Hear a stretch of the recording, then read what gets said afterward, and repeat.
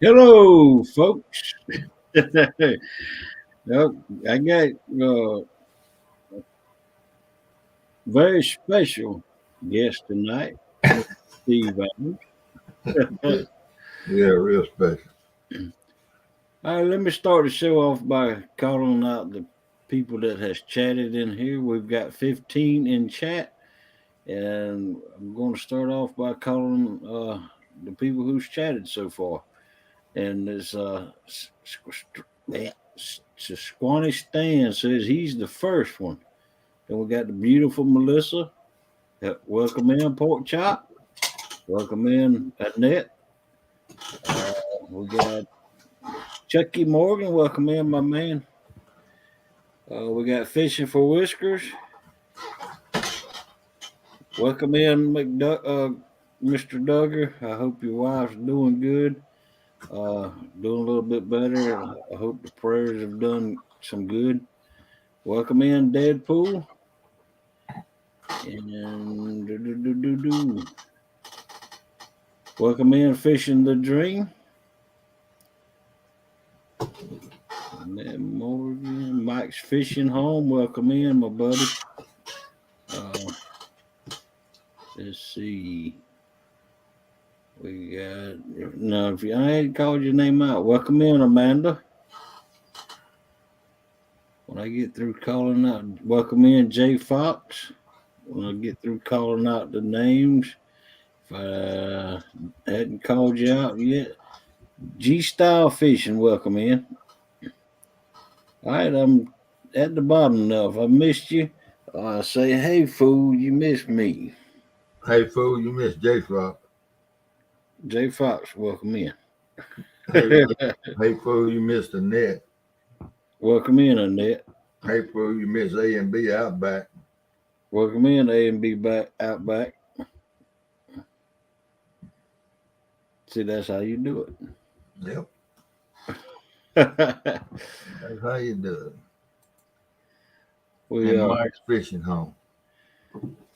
Mike's Fishing Home. You want to come up here with us for a little short while, Mike, before you go to bed? Uh, I'll put the link at the bottom. It's already at the top, but Hey, G Style. And I'll I put the missed link. somebody said hello to me. I'm trying to find out who it was. Oh, Annette. And George Ray. Anybody else want to come up here? Just feel free to click that link out there, either at the top, and I just now put another one in. Oh, I wonder where Kenneth is. He was on Lance's live. Uh, I don't know. That's a good question. He might have. I Pork don't chop. know. I don't know if oh, spin buffer. I can try. No, he said beautiful Melissa. So I didn't. Hey, Melissa. Oh, okay. I'm sorry. That old spinning top. Oh He wow. needs he needs to carry that phone back where he bought it and get him to reset it for him. Something's wrong with that phone. Yeah. There's, oh, oh, oh, oh. Uh, uh, Yeah. uh, There, oh, oh. There you are, Mike. Oh, and there he went. he he went away. He went away before he He ever. worried about helping everybody else and getting them going. He needs to carry that phone in and help himself. Yep, that's right. You know, when I was doing that live streaming fishing, and my phone would go kind of dark where I couldn't read the chat. It got so dark, you know. Right. I carried it in. I left the river one day and went straight over there to the AT&T place and got the main person in there that runs that thing, one that's supposed to know the most, and he said that was a fault of that iPhone. Oh wow. It's a 13 or 11? Hell, I don't even know which one it is. I can't remember. But he said, Welcome in, Bandit Frogster. "Hey, Froggy," but he said it was a glitch in that phone, and there wasn't nothing you could do about it. Yeah. So, you know, Wow. it's a setting on Mike's phone because all phones will go on live on the chat. I mean, Welcome in, Bug Man. hey, bud, all he got to do is carry it in. I'm gonna share this. Well, I can't.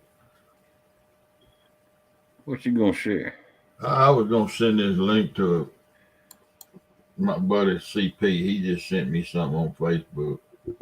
Oh, I can do it on my phone, can Yeah, you gonna send him my link? I? To get him in here. Not he probably won't come up on screen, but he come in the chat because he's sitting up there all night like I do. He Yo, he's more than welcome to come up here if he feels like it. he might. I mean, I don't think he would. Let's see if I can figure out how to do this. Melissa, tell CP hello. Yeah, I think Melissa's probably talked to him before. That's Chuck's coin ring, Melissa. Right.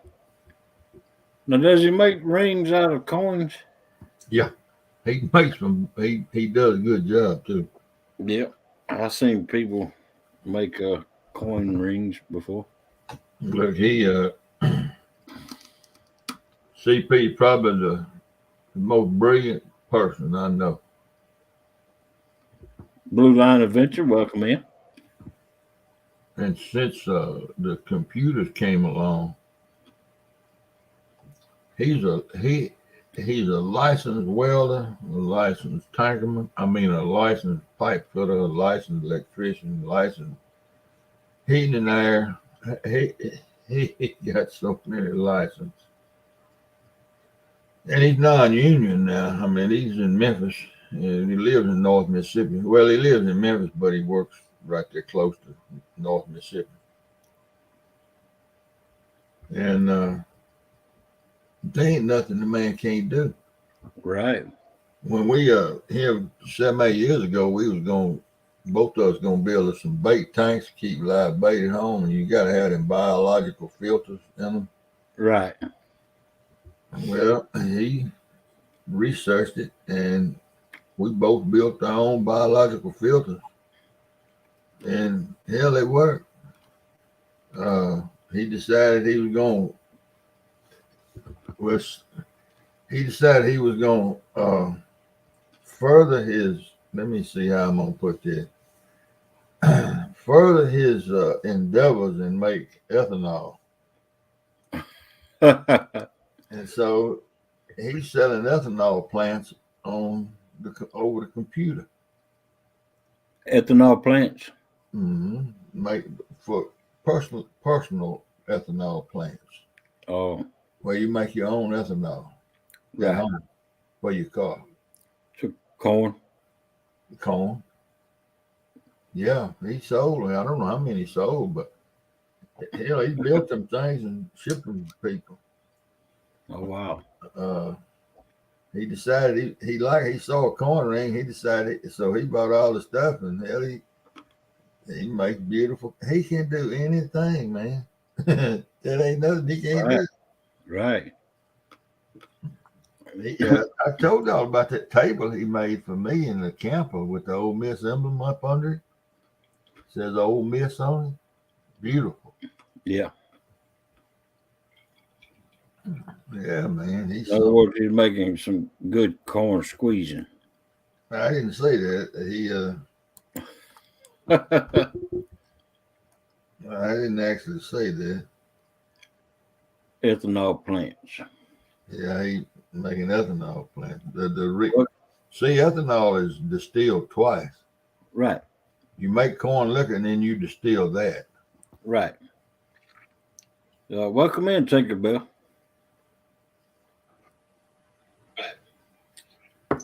Welcome in, Tinkerbell. Now I got to figure out how to get this.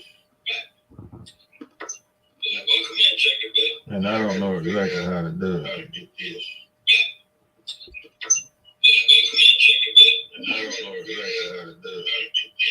Share. Facebook.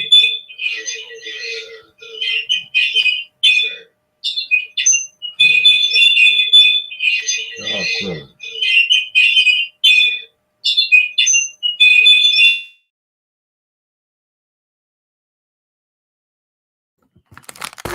I got to mute him for a minute while he's doing that. All right. Coming up on the television. Do what? Was it squealing coming up on in the live stream? Yeah. I'm sorry. Hey, dude. What's happening, guys?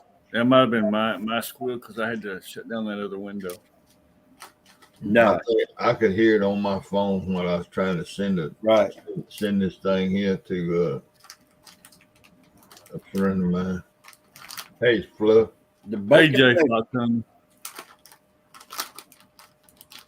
Welcome in, Baconator. What's happening, guys? I'm gonna try and get back in the crowd now. Done with work for the week, so I don't go back till next Monday. So, well, I just found out here today that you need to move to South Georgia over there close to Hogleg, because he lives real close to a place called Baconton. BACON. ATON or ITON or OTON, Baconton. So you drive through the town, you got like a hickory smoke like coming out of the chimneys and smoke houses. I think it said they give you a pound of bacon when you drive through there. Yeah, you do. They do. Sounds like my type of place. Yeah. Then right down the road they got a street called Grits. Then a little bit further down the road they got one called Egg Road. A little bit further down the road. You down in the middle of nowhere when you get down to Egg Road. Yep. So I just wanted to say something. I mean, everybody, I've been around for a while. If y'all would check your subscriptions, if you think you're still subscribers, if you subscribe to me, because YouTube has yanked a bunch of subscribers, because I've kind of dropped a lot. And so I'm talking to people and they're like, well, I was subscribed to you, and they've pulled a lot of my subscribers for some, I don't know what the deal is. Oh wow! But if y'all would check, if you are subscribed to me, check your subscription, because there's something hanky going on in YouTube. Yeah, I'm subscribed to you. I still got you on my. I got you. So they didn't kill me. They didn't kill you. There's been. I've got about 5 or 6 messages going. I had you because we were talking about my video I put out the other day about the wagon, and they were like, I didn't get no notification. And they come back and go, oh, well, you're not even on my list anymore. So, wow. Welcome in, Fluff and Stuff. Because I'm playing with that magic 200 number, so they keep. I'll get to 198, and then all of a sudden I'll lose like 30, and then it'll build it back up, and then it'll drop them and everything again. Right. Well, let's see. I was at 330 subscribers, and each night I've lost one. Did you go on Mike's Fishing Home Show? Every time I go on Mike's Fishing Home Show, I lose subscribers. I give you my heck about it. Steve Adams said the same thing, didn't you, Steve? I lose 4 or 5 every time I go on Mike's live stream. We give Mike a hard time. I was on his show the other night. I was like, man, I'd come on, but I'm going to lose some subs. Thanks, Melissa. Could lose Melissa. Yeah, I listen to everybody talking about it. They come and go, folks losing them, and they all get to talking about the algorithms and all that. I don't worry about all that crap. Well, I think a lot of it is, it's like I went on, about a month ago, I went on Mike's show, and we were talking about, you had just went on, and we were talking about losing things. So he was trying to promote me. I was at 173. By the end of a show, I was at 186.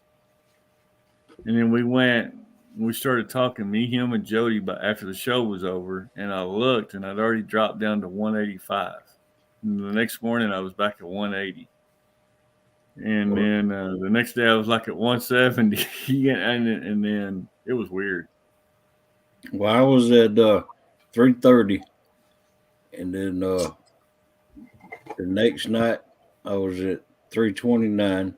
The next night I was at 328, and then this morning I was at 327, and tonight I'm back up to 329. I don't know. It's a weird kind of, like I said, I gained like 15 or 20, and then the next day, and it happens every time like I'm in a tournament, I'll gain 15 or 20. But I think a lot of it is they go in and they'll sub to you, but they don't watch a video or they won't make a comment. And so that bot, whatever, kicks them out 2 or 3 hours later. I don't know. Well, you know, I want to bring up a subject that I've been thinking about for quite a while. And Hogleg, you've heard me mention the Brotherhood of Catfishermen a bunch of times. Right. We had thousands and thousands of members. Right. I mean, thousands. And you know, there never was, and I was in that group from 2000 to 2014, 2015. That's when the man that owned it sold it, and everybody got out of it. Right. So I was in it basically 14, 15 years.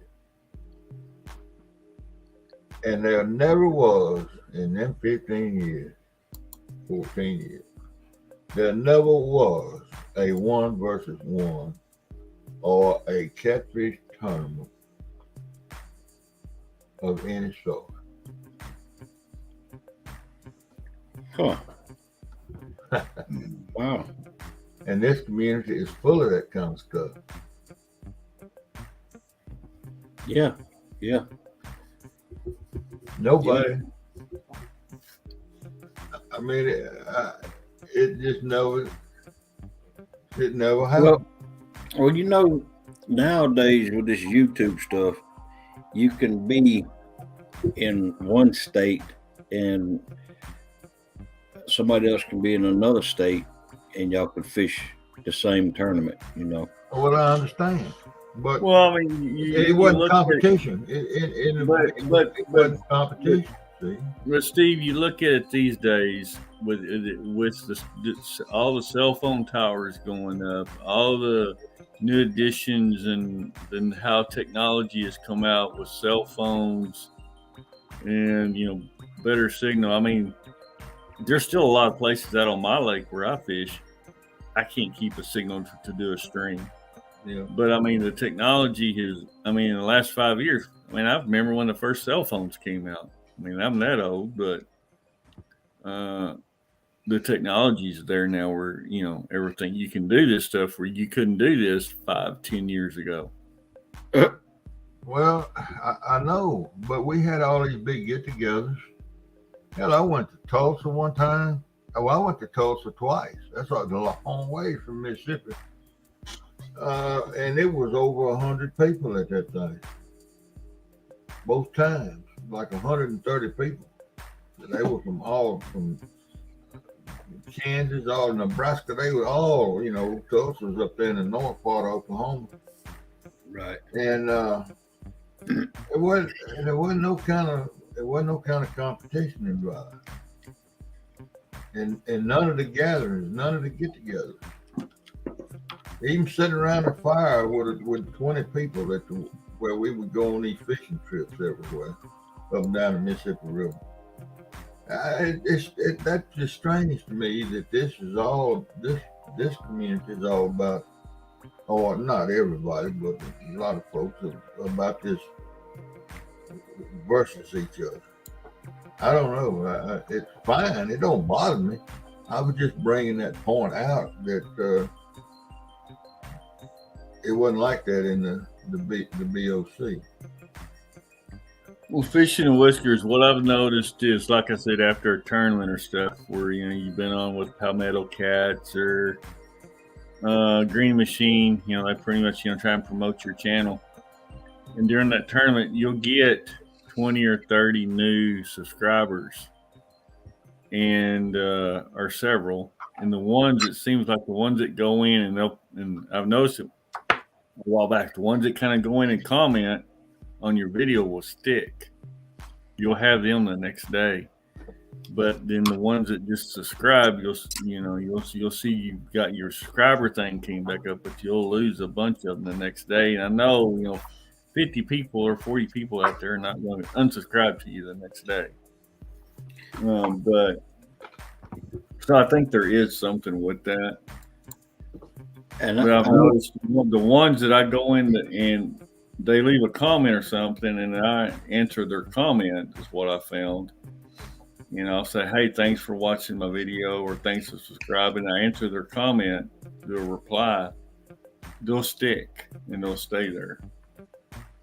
I hate to disagree with you, Blue Line, but this is a prime example. I don't know. Like I said, I'm just learning this stuff. So Melissa doesn't have any content, but she has as many subscribers as I do, if not more. She looks a lot different than you do, though. Yeah, well, she's prettier than you. All she got to do is put on a bikini and post one video. But she has no videos. And she has more than I do, probably. She just don't show her subscribers. She put on a bikini, stand out there on the end of that dot. Well, see, another thing. About twice, and she'll have enough subscribers to monetize. And there you go. There you go. That's probably right. That's what it's all about, man. So that theory is shot out of the water. So, I know people have been trying to figure out YouTube for a while, but to me that theory ain't right because of that fact right there. Melissa doesn't even you can't go like anything because there ain't nothing in there to like. Right. You can't comment on anything because there ain't nothing in there to comment on. Right. And she still has as many or more subscribers than I do. Frogster says, not all hook setters have active channels. Everybody has to have one to be able to comment, but some are red flag, mainly due to no profile picture and activity, e.g. trollers are been blocked. I don't know. Like I said, it's interesting how all of a sudden you gain one night 30 subscribers, and then the next day, like I said, it was an hour later, 15 of them when I was talking to. We were backstage, me and Mike's fishing home, and Joe contacted Jody, and it dropped 15 within an hour. Hey, Tinker Bell. Hey, Mike. What's up, Mike? Hey, Steve. What's up, Jim? So maybe you've got some insight on this. Not really, because I'm not sure what all's going on with it. The only thing I know for sure is that those that are mods have been for a while. If this whole thing about leaving a comment and watching the video is true, if you're a mod and share links for a couple months, every time I've hook set somebody, it's stuck. I rarely lose anybody because people know, they're when you share the links, you start getting into the YouTube algorithm. They know that you're not a bot. They know you're not a troll. They know you're not a fake account. That could have something to do with it. That could go along with your theory there, Hogleg. Since Melissa's sharing Tough Out, she's a mod on every channel. And she has been for 3 or 4 years. And that's the thing too. I've yet to figure. I don't know. I'm just learning all this. I'm a mod in several channels, but I have not yet figured out how to share other people's channels out on chat yet because I haven't really played with it since my fingers. And when you're in chat, are you on your phone or are you on a computer or laptop? Right. Sometimes I'm on my phone. Sometimes I'm on my laptop. Like right now, I'm on my laptop. I can tell you how to do it from your phone. I don't have a clue about a laptop. No. But usually, unless I'm going live, I'm on my phone. If I'm just sitting watching somebody, then I'm on my phone because it's a whole lot easier to chat. I'll tell you what, Jim, my email's in my about page. Shoot me an email in the next couple days, and Okay. I'll get you sharing links from your phone anyway. Okay. Yeah, I'm a mod in several different channels, and I'm. By the way, good morning, everybody. Sorry, I didn't mean to cut you out, Hogleg. Good morning. I'm a mod in several channels, and plus I'm a creator, and I have lost connection with a few people I have subbed to in the past. So that theory right there, to me, like I said, doesn't hold water. To me, it doesn't hold water either. It's same as what you said, Jim. And by the way, I played it. Oh, you wasn't here last night, Mike? No, I saw it. I thought it was pretty good. I wasn't up on panel, but I was watching on TV. I saw it.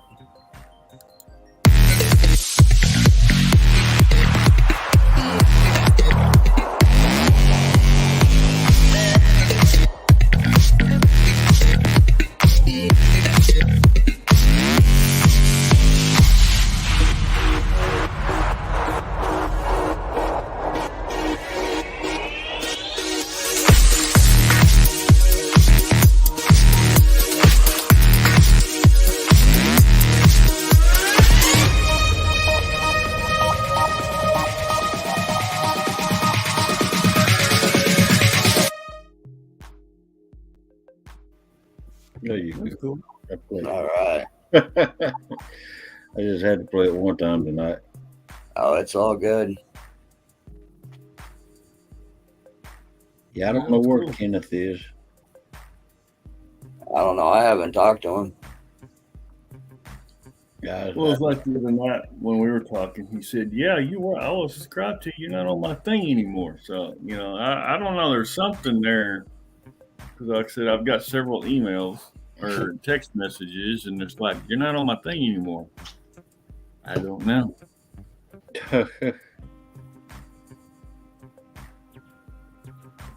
I sure don't know. Did I don't know. I don't care. Yeah,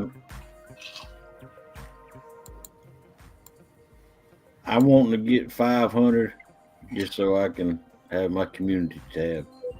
Yeah, that's what I like to get. Hopefully, I can get to. I mean, I'm at 190 or 180, I think, right now. All right, now, and that's another point. You said earlier you were at what, 198, and it dropped you like 30 people. Yeah, and see, that's what I've heard. Everybody telling me once they start getting to one of those 100 numbers, 200, 300. And they do, but my question is how long were you up there?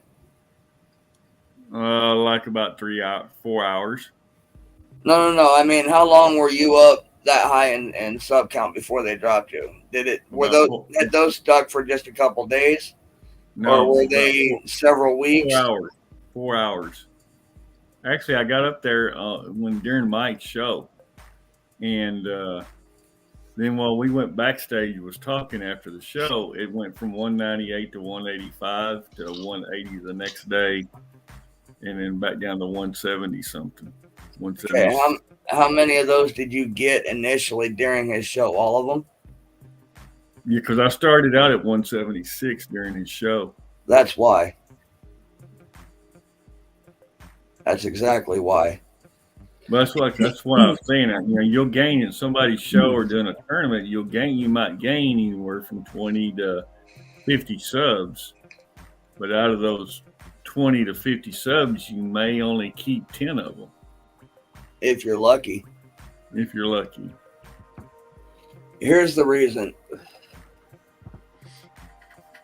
As much as I like what the grow channels are doing, such as Tinkerbell's and her community, a lot of those that you get in those grow channels do not stick, whether they leave a comment or not. There are very few that actually stick because YouTube's algorithm sorts out the sub for sub, and when you go into a grow channel, that's what they look at those as.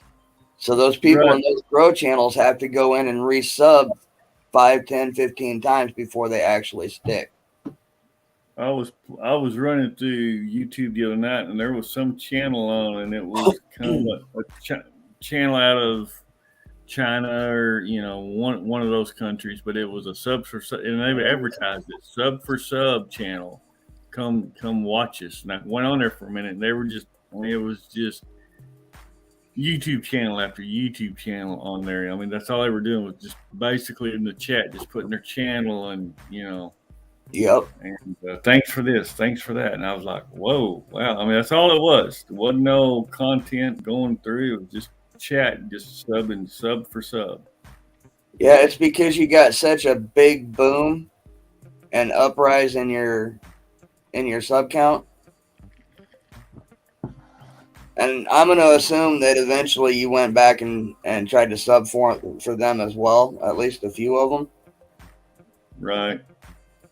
YouTube's algorithm sorts that out. If you're going to do that before you go back and sub to them as well, give it a few days. Don't go back right away. Give it time for theirs to stick.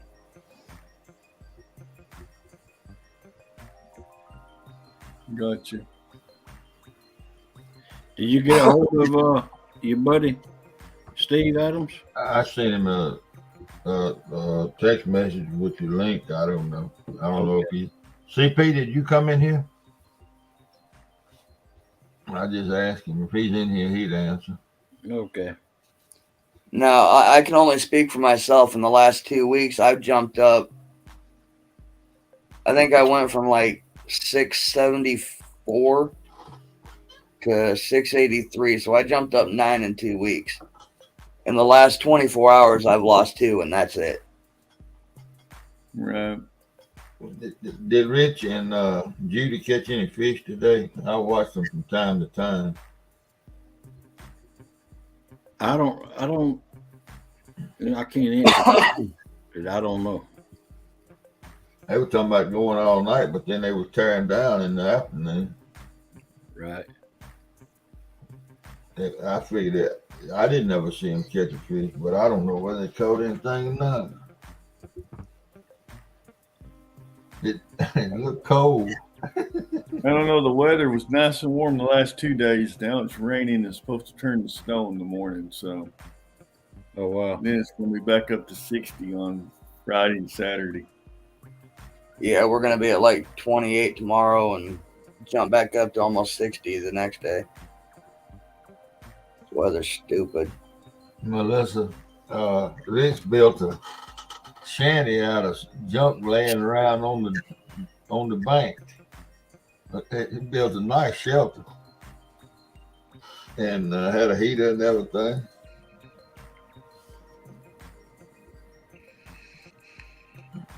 Yeah, he said he was going to do it. Yeah, he did. I watched him build it. And I watched him fish, but the cowboy show came on, so I had to watch some of them.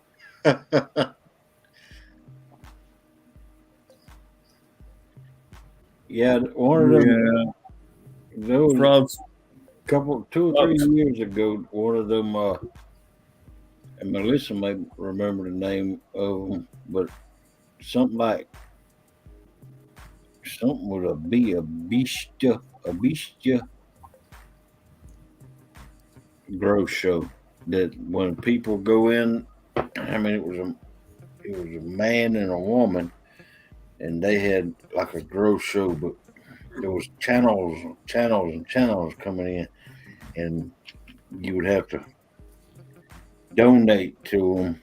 Then they'd put your name out there in the community, and then they would everybody would subscribe to them. I didn't think that was right. But to each his own, but like I said, I'm not in it for the subscriptions or the money, but I would like to be above 500 and stay above 500, just so I can show out, show people off when they do go live in my community tab. Because I don't have Facebook or anything like that, and the only way I can share people out is through YouTube, and so that's what I want it for. Well, like I said, I mean, as far as the grow channels go, such as Tinkerbell's and Island TV and a couple others, JB Vlog, when they go live, I'll go in and I'll support them, but I don't do I don't go in and start dropping my link, and I don't go in and try, to start hooks at other channels. Well, see, yeah, I'm the same way. I mean, I see my point was like that. You go to some of those other channels, they're not into catfishing. I mean, I remember Mark from Catfish and Crappie. He made a statement: you want subscribers, but you want subscribers that's going to watch your channel. Right. You can have 1,000 subscribers, but only 50 of them are catfishing people.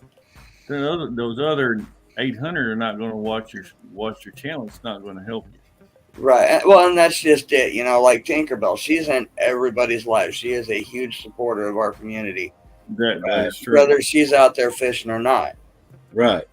And I appreciate that too, Tinkerbell. Absolutely. And so that's why when she goes live and I'm able to, I pop in, I'll sit in there and say hi for a few minutes, and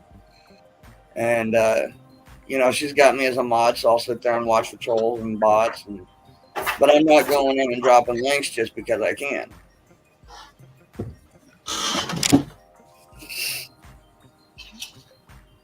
But that's like one thing that I don't go, jumping into different categories. Is kind of like I try and kind of stick with, fishing or catfishing. I've got Facebook. I've got a Facebook channel just for my, catfishing family versus my personal Facebook.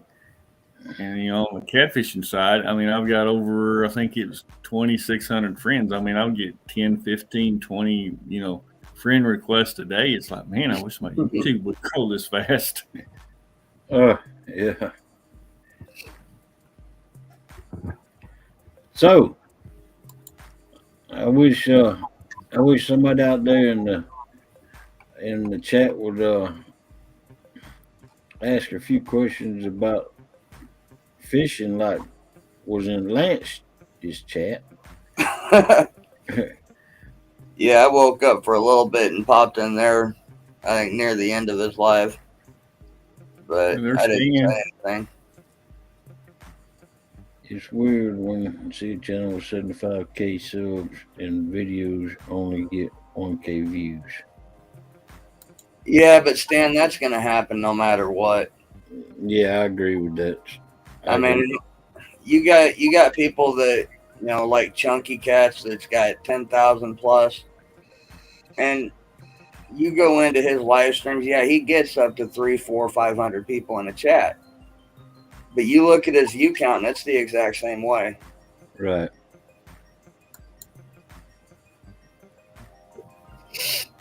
Hey, Tinkerbell. The ones that honestly, the channels that impress me the most are the smaller channels like ours. Hoglegs at 3 something, I'm at 6 something.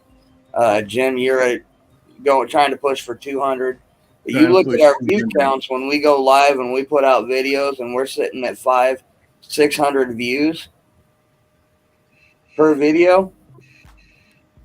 That's what is impressive, because then you got people that are watching after the fact. Right.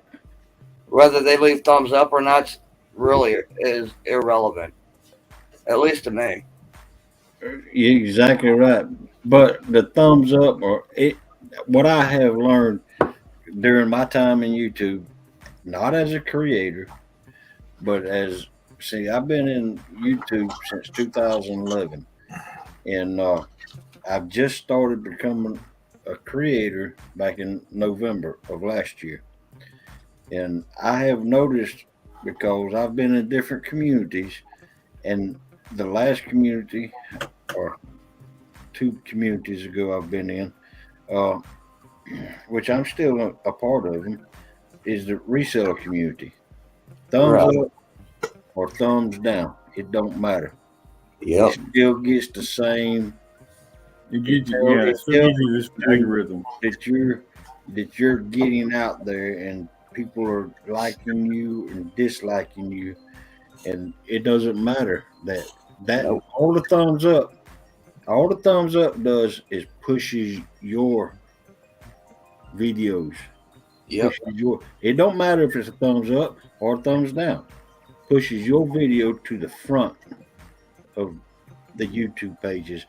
That way, YouTube suggests your whatever group you're in. Suggest your video. The more thumbs up or thumbs down you have, the more pushing YouTube does. Right. Yep. And see, and I've noticed it with my channel. I mean, my channel's been around. I started it about a year ago, a little over a year ago. And I first started it as because I bought a kayak. It was a new model that popped out, and nobody hardly had them. And so I started doing YouTube videos on the upgrades. I mean, those videos are flying because I've listed the kayak in there. Then I got into the catfishing part. And so then I started doing a few catfish, trying to go that direction. And I haven't had really posted any, because last year, between the COVID, me getting COVID, 2 surgeries, getting sick, vice versa, Right. I didn't really post hardly any, or I went live a few times with, any fishing videos. I did a couple of tournaments. But then here, just like last week, I went ahead and spent the money on some editing software, new computer, and trying to upgrade advance my videos where they're more professional instead of just splicing them together with your phone. I'm trying to make them, a first class kind of video. And so, Right. my videos hasn't really been out there a lot. I mean, I've got 20 videos posted. Go ahead and make me some too, Melissa. But, up until this week, they were just kind of spliced together and just kind of thrown together. And, but like this last one, I really put the work in it. I spent all weekend with 2 fingers trying to get everything set right. And I thought I was real proud of it. It's like, damn, that's the way I want to do them. So I'm learning this program. So I'm trying to do a more professional, kind of like Hogleg in his intros and his videos, and make them more nice where people want to watch them. So, I can't fault the public for not jumping on there and jumping on the bandwagon, the bacon wagon. Well, here's the thing, and I've got one thing to say about all this. Then I want to answer Stan's question there. But what kind of going off of what you're saying and taking off from what Hogleg was saying a minute ago about the thumbs up, thumbs down. What people don't realize is everything that has to do with YouTube is based on certain algorithms. They've got thousands upon thousands of algorithms to cover every little basis that any content creator, any supporter could even dream of. So the Hogleg's 100%. Thumbs up, thumbs down, don't matter. Because by themselves, they don't mean jack. Yes, they help push your channel out there either way, but without the views, they don't mean anything, because that just tells YouTube that we're not pushing hard enough. This content creator is not doing what they need to do. So that, based on what Hog League was saying, I hope that answers that question that you were asking there, Jim, about what that does to your channel.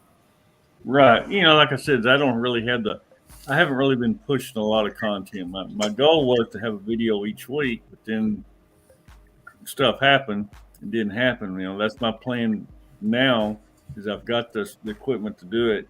So I want to start putting out the, video, getting the word, get my name, get everything flowing, get it out there, Right. And so to answer Stan's question right there, does the hashtags help with video views? Yes and no. My opinion is yes and no. Yes, it makes it easier to find your content. But let's say you put hashtag flathead, and that's what somebody searches up. They could search up flathead screwdriver, and your video is going to pop up, but that does not mean that's what they want to see. So yes, those hashtags do put your videos out there, but do they put it to the right people is another story. So like in this last video I put out a bunch of hashtags, hashtag compact slice, and kind of, pretty much kind of named everything. And, just to put it, and then, but here's my question too. When you do the hashtag, it's all, even though it's a 2 compact light, you're doing it all hashtag compact light, all in one word, right? Right. Right. But that's another thing you got to do. You got to, in order for it to help you, you have to be more specific with what it is, what you're hashtagging. Hashtag flathead catfishing. Right. Exactly. Right. That's just like I said, compact slide, never lost anchor. Right. And, everything that was kind of on my wagon, stuff like that, Well, let me ask you: do you do that when you're going live? I don't care. I ain't done it. I did. No, I've never done that live. I've always just done it when I make a video. Well, can you put the hashtags in the description when you're gonna go live too? Yes. You do? Okay. Yeah. You can put the hashtags in the description and in the title. Right. I just go live. I don't. Yeah, that's generally what I do too, but you can put them in both description and title. And I get my 8 viewers and we fish. Sometimes you get 9 because sometimes I watch you. But sometimes get 9. Yeah. I enjoy visiting with folks. All that other stuff don't bother me too much. No, it doesn't matter to me. Like I said, I just want to get to 500 so I can have a community tab so that I'm able to share out. So I wouldn't even know how to do that if I had a community tab. I can't even do links in the Hey, just hashtag that. Hashtag. Mike Connor tried to show me one time how to get somebody up on the live with me. He sent me an email, and I think that's what it was about. Yeah. He sent me an email, and I finally got a 3B up there one time when I was out there fishing, and then I got him up on the camera with me, but my volume went away, and I couldn't hear what he was saying. I don't know, man. Well, I know.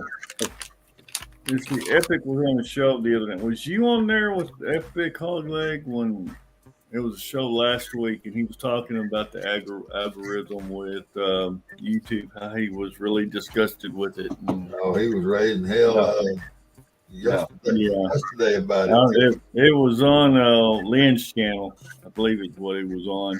Yeah, I saw it. I was listening to him. He was mad, boy.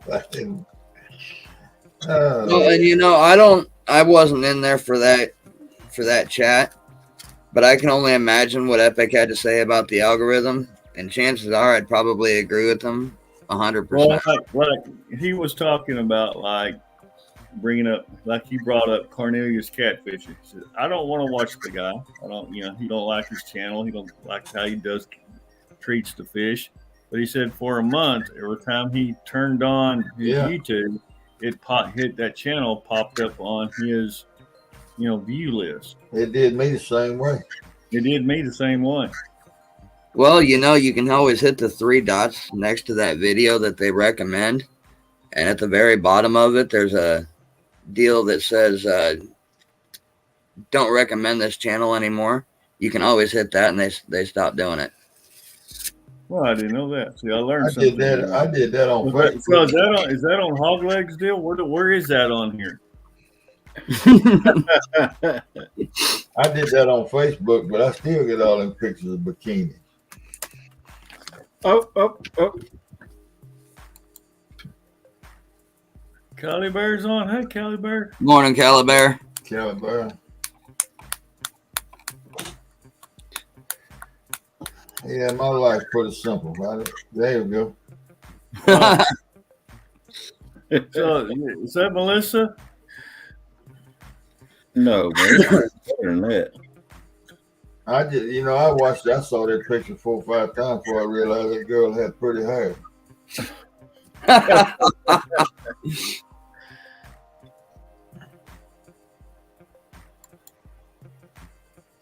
Uh-oh. Well, Frogster, that's 100% accurate. Have any of y'all subscribed to Back to Basics Adventures? Or gone and looked at any of the videos? No. After I tell you how pretty it is down there in Australia, how beautiful the water is and the places they go. In a boat. It's always in a boat. What's up, Backlash? Hey, Backlash.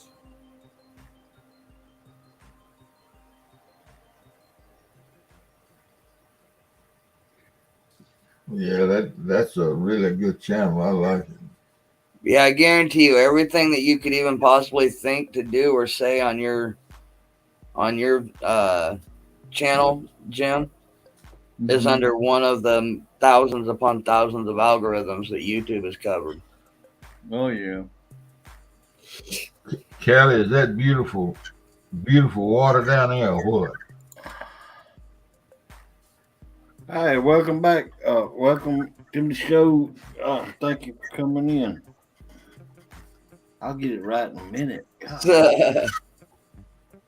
Well, and that's the thing is, you try really to work on your channel, and so you think you're on your way, and then all of a sudden it's like, really, what happened? You look at Mike. Mike's channel has grown like crazy. Me and him kind of started right about the same time. His channel has grown like crazy, but he feeds to 3 or 4 different types of audiences. He does live shows every night, pretty much. Morning, Lyle. Good morning, Lyle. So, his viewing hours are out of this world. Yep. Hey, Dan. Yeah, what happened to that, Dan? Caliber, welcome in. Welcome in, Panfish Nation.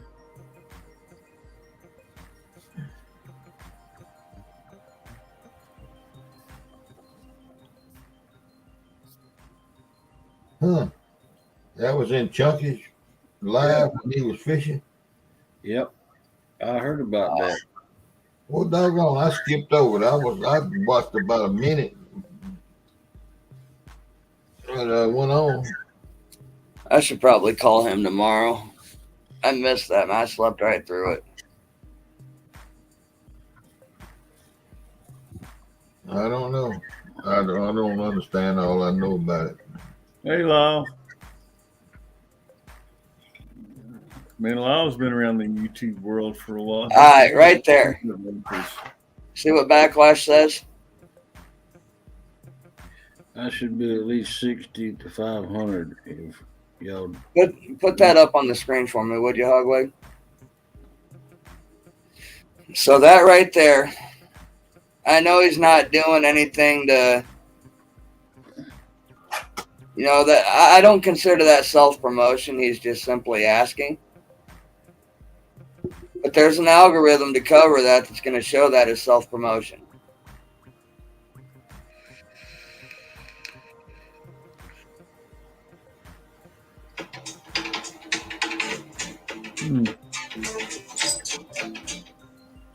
What in the world? You'd be surprised at how many times I see stuff like that in a chat. And 9 times out of 10, one of the mods are going to remove it. Well, I hit the wrong button. Being on Mike's channel a lot, you'll have somebody come up, hey, will you share my YouTube ad, and I got backlash, fisherman. I don't have to get it. Hey, Lucky, you ready to go to bed, ain't you, boy? Yeah, I think we all get backlashes just in here. So. Yeah, Backlash is a good guy, Oh, yeah. I mean, I'm just saying that it's comments like that YouTube watches for. Hey, Alicia. Hey, Alicia. Morning, Alicia. Alicia. Welcome in, Alicia. She spells it with a U. Says it with a U. Alicia.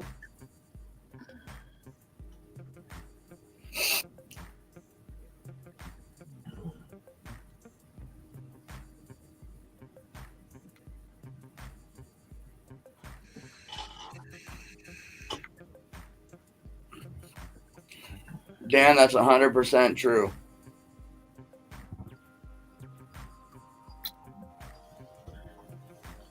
It's all in how much work you put into it, and part of it's what crowd you get into. Because I think what crowd it promotes you, within. A lot of it has to do with the crowd that you kind of hang with. It's my belief, and if you can get in with that crowd, then you grow. All right, so here's my suggestion, and I've done this. Whoa. I'm gonna say this right now.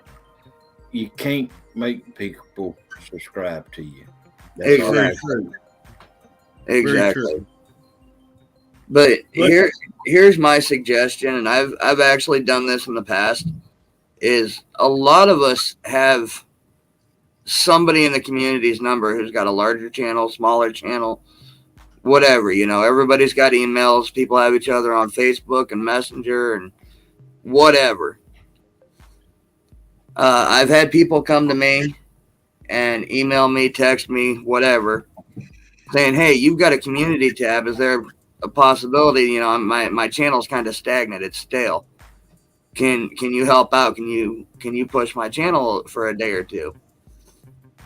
And I'll say, yeah, I'll throw them up on my community tab. Do what I can to help them out. Promote them from a mod standpoint in other chats.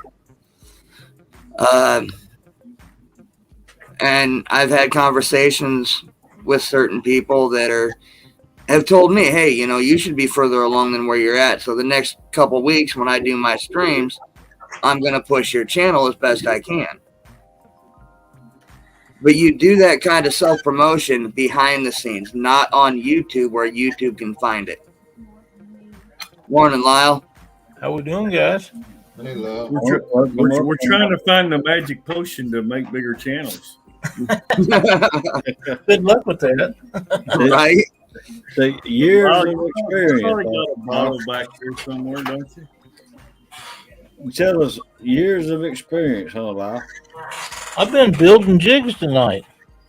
Oh, wow. You guys, you know how to run the giveaway part of the StreamYard? Yes, I do. Why don't you pull that up? We'll just give away some. I'll show you what it's going to be. Somebody got an echo.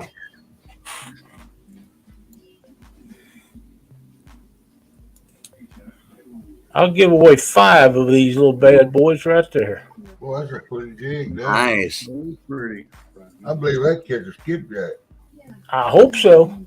That's what you making them for? No, you making them for crappie. I make them for bluegill, but I sell a lot of them that goes to crappie, guys. These are on a 1/8 ounce jig head, but I made up about 4 dozen of them tonight. So if you pull everybody up and run that, I'll give it. All they got to do is send me their address, and I'll ship them out tomorrow morning.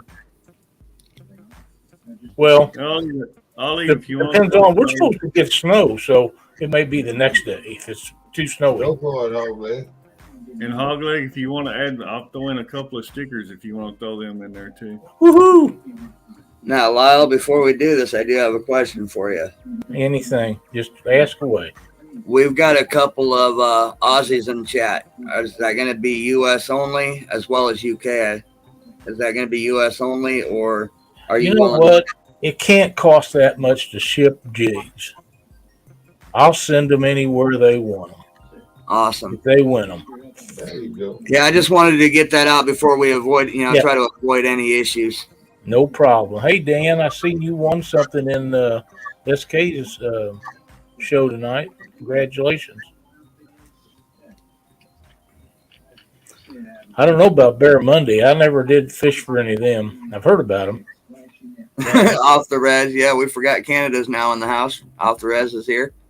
Cool. I got some cousins over to the line and pitch them over there. No. Off the res, will have to beat the mailman at the state line.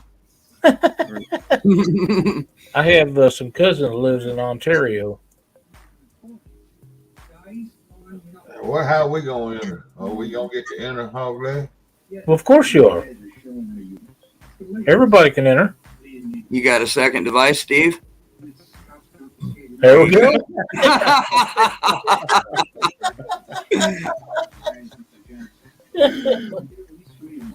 Look, man, he's helping out Hogleg. He's got another view. Look, man, he's helping out Hogleg. He's got another view. What's up, brother George? All right. Yeah, hey, Steve, turn your Fox Hunter. Steve, turn your phone down. Chucky Morgan. He got a bunch of people in here I know tonight. All I need is that hashtag. All right, what you want me to put in there is the hashtag? Make it short and sweet. I'm on telephone.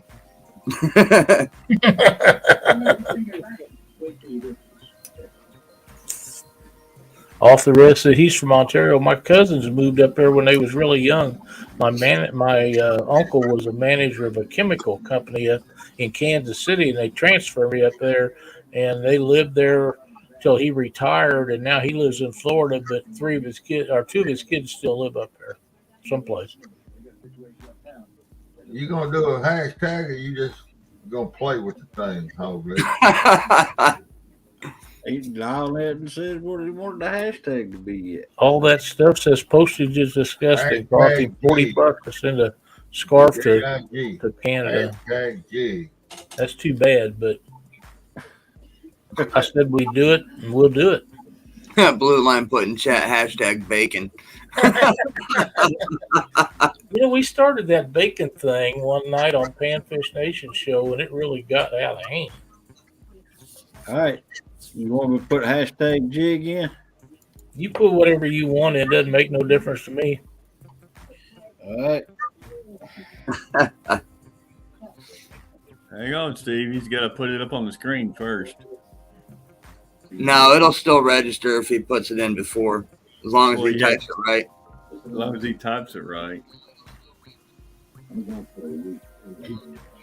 Melissa, my email is catfishweeklytv@gmail.com.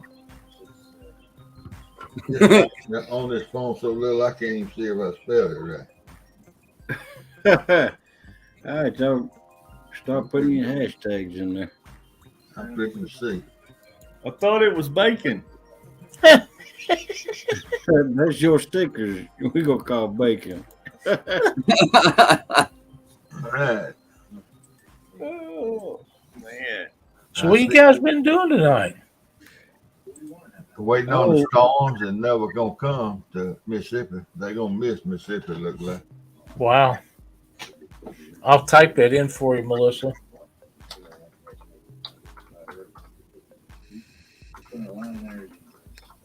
I believe we're gonna miss it. I'm supposed to be Hey, Chucky. I'm supposed to be coon hunting tonight. I called it off. Oh wow. Hey, Hogleg, while I'm thinking of it, I've sent you a couple things in chat. If you'll send me an email with your address, Hey, I'll send you a sticker. Okay. All right. Thank you, Jim. Man, that's the coolest name we got. What's up, Itty Bitty Kitty Committee? One of these days, somebody's going to make a mistake on that. You know, my eyes have messed me up a few times on that name. Yeah. I got to tell you, man, I've been really close to it a couple of times, and somehow I failed. But Right? at some point, somebody's going to mess that up. Yep. I just hope it's Mark. You know, I'll tell you what, though, I love the story behind that. He was in a chat one night, and I asked him, I'm like, so how'd you come up with that name, man? And that story is just unreal. Yeah, I need to hear that sometime. We'll have an open night on one of the shows, and we'll get him to tell that to everybody sometime. So, Lyle, how long does it take you to make a jig from start to finish? A couple minutes. If I really get after it. What takes my time is I watch a lot of jig tires and try to come up with different stuff. And I try to design stuff that nobody else has got, which is really hard to do because there's so many people that do it. But every once in a while, just like this one, I've never seen one like that. So it took me about 2 hours to get it to where I thought it would be where it needed to be. I probably built a dozen of them that I didn't like. And, of course, I'll keep those and use them myself. But the way it turned out, I really like that one. I think it'll be a great jig for crappie and all kinds of panfish in clear water. Mm-hmm. Well, there you go, Lyle. Well, it's time to roll that. He said my mom. Footage. He said my mom gave it to me because I was only catching 5 to 6 inch channel cat.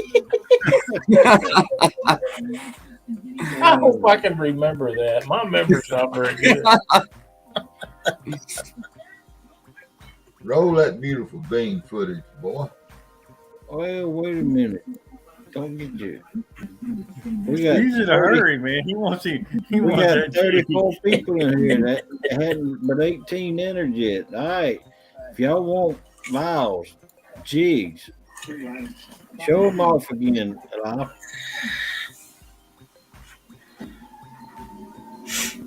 Show the jigs off again, Lyle. Oh, okay. What'd I do with it? That big, beautiful catfish back there. Is that an epic catfish back there behind you? Oh, that's just a stock photo we used. Oh, wow. Is that? Can you see it? Man, Yeah. Right there. Yeah. Let's come in focus. I believe the skipjack could tear that thing. I'm not on the right screen, so. So I think right here, that'd be a crappie, and largemouth would go after the red. Yeah, I think it would, in the neck, I've got the thread around the neck, which makes it look like it's a gill deal or something. Yeah. But I think it'll look like a bleeding shad. Yeah, I do too. So I made some of them yesterday, and then I had the guy order 40 jigs this afternoon, and I was making some of these to put in his kit, and I thought, well, since I'm doing it, I've got a bunch of other jigs laid out here. I'll just do up a bunch of them. So I've done 2 or 3 dozen of them tonight. And I'm going to be, as soon as the weather breaks, we're supposed to be back in the 70s by in 2 or 3 days, but it's going to be 8 tomorrow night. I'm not going to be doing nothing except tying jigs or building rods, 1 or 2. Okay. All right. Well, looks like That's a great story, itty bitty. Yes. See the last part of that hog leg? He said, she called me the king of the itty bitty kitty committee, and I made it my YouTube channel name. Yeah. Yeah. All right, we're gonna give about another minute collecting names. It's moved up from 17 to 19. Y'all come on, people, Well, get in there. five of those entries are from Steve. Yeah, I got 5 different names on, and I entered it 5 different He times. went and Wow. got his wife's cell phone. Yeah, buddy. Yeah, buddy. All right, 30 more seconds. Get y'all's entries in. Here's some crappie jigs I tied up. Morning, Lee Evans.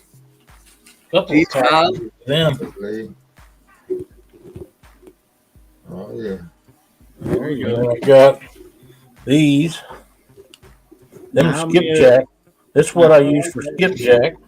I got some more of them here. Different. These are dirty water ones. Now, how many exactly are you giving away, Lau? I'm just going to give 5 of the red and white ones away. Okay, that sounds They'll good. be in a package like this. It'll be 5 in this pack in a package like that. All right. All right. 5, 4, 3, 2. You gotta put it back on screen. What? You got Lyle on solo. Oh, I'm sorry. That looks good, Lyle. If it'd focus, Yeah, it's focused. There it Yeah, is. it's there. I think they'll be good. Y'all set me straight, huh? I'm going to go ahead and package them up, and then I'll just write somebody's name on the package. See, we had to take Lyle off full screen so Hogley couldn't sit there and say he won all 5 of them. All right, count down again. 5, 4, 3, 2, 1.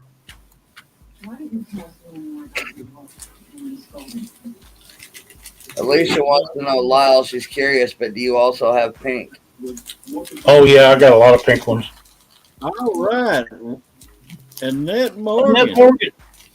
I'm going to write your name on this package. You were close. Was that close? You were close, but we wasn't playing horseshoes. Hey, there's Brad. Morning, Brad. Too late, Brad. Annette, if you'll just message me your information on Facebook, there's her. I got her name wrote right on it, and I'll put it in a manila envelope and ship it out. There's 5 of them with her name wrote right on it. There you go. All right. Congratulations, Annette. I'll put them. I'll keep these. Close only counts in hand grenades, love of Keep fire. these envelopes like this, and I'll just put it in there and tape it up. So all I need is your address. Morning, Richard Jarvis. Hey, just Hey, Brad's in the channel, man. Maybe we can get him to throw in a 6-ounce sinker. We can do a giveaway for a 6-ounce sinker. We're going to have that 70-degree weather coming up. My water temperature is going to start rising, and my blood pressure will start warming up where I can feel like getting out. And I'm going to be trying these dragon weights he sent me and see how I like them. I already like them, but they're the right length. The long ones that I make get hung up too bad. I don't think these will get hung up hardly at all. Oh, pink. White and pink. Let's see. It's not like I don't have a few of them built up, Alicia. You want to give away more? No. Not tonight. I'll be back. I sit here and watch you guys a lot of nights while I'm doing this. How I found out. And I want you to know I apologize for that. And that's all I'm going to say about it. I got tons of pink ones. This one's not pink and white, but it's pink and yellow.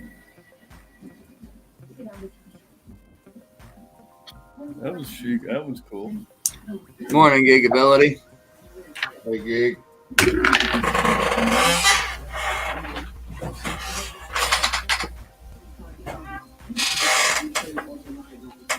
All right. We're going to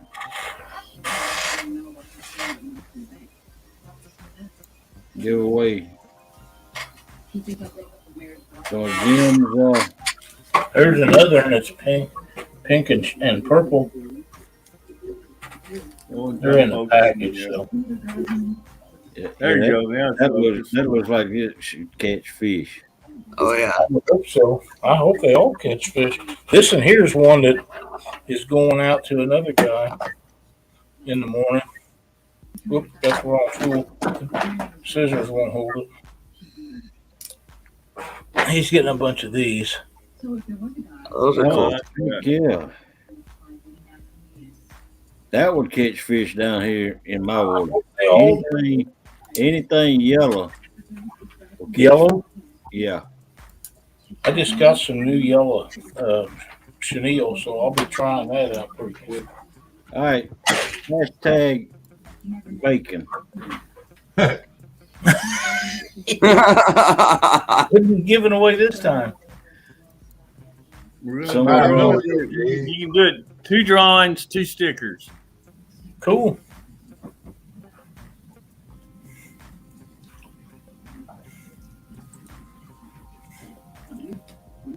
Boy, they really jumping on the stickers. No, don't fight your dinner. Hashtag bacon. Morning, Sandy Toes. Welcome in, Sandy Toes. There's some new people in here that I haven't heard of. This is the early morning crew, live. But I have heard of a lot of them.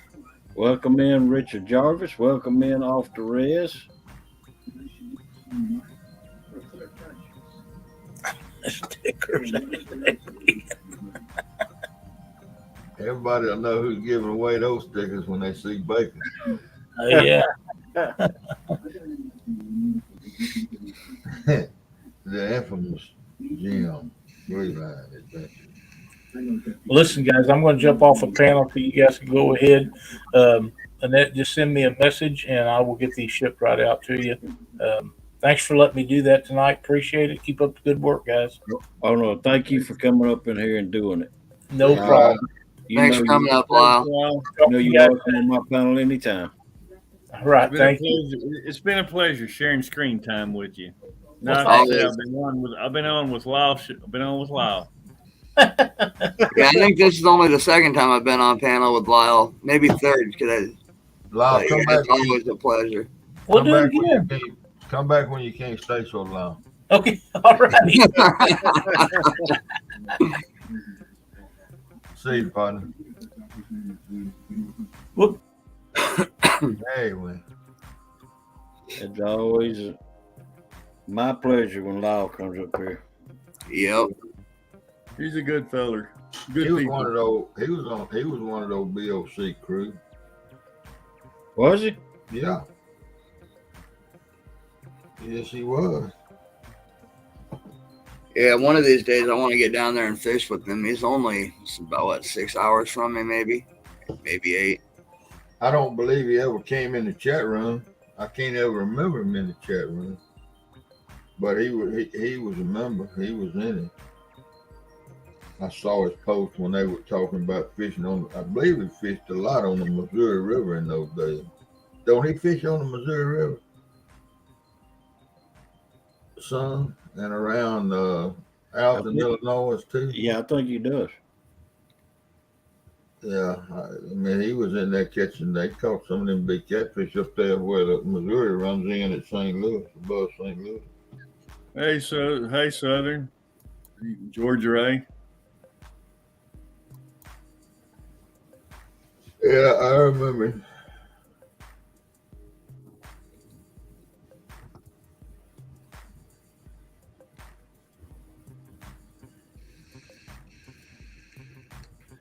All right.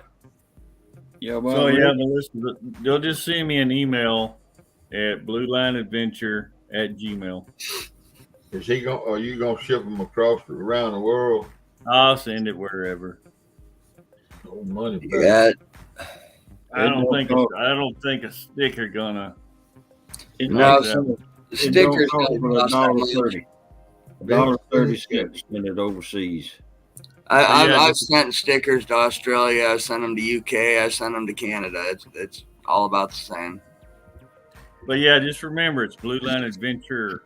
There's no S on the end of adventure. Just bluelineadventure@gmail.com. All right, roll that beautiful bean footage. All right. We're going to roll. Although it does take longer to get to the UK and to Australia than it does Canada. Oh, yeah. We're going to roll it in 5, 4, 3, 2, 1. Then just leave it up there and then roll it again after. That way everybody don't have to enter twice. Wow. Morgan. Morgan. Okay, this is rigged. Who on fire tonight? I see what you're talking about close, because I was right there It again. ain't rigged. It ain't rigged because I went all the way out of it and brought it all the way back up. Yeah. It's rigged, and she gonna win the second set. It's rigged. I've seen that done too. Yeah. Roll it again for the second one. Let her go on and get her all. Send her all this stuff. 5, 4, 3, 2, 1.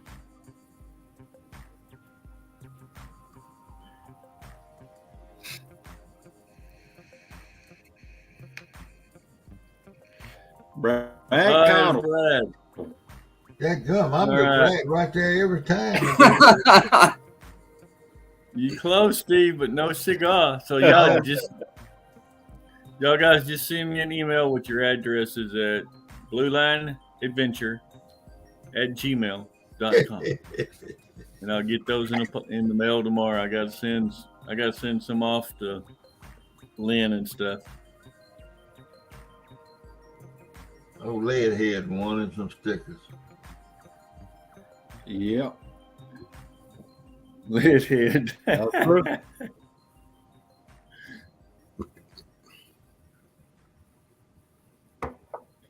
Jim sent them Steve Adams.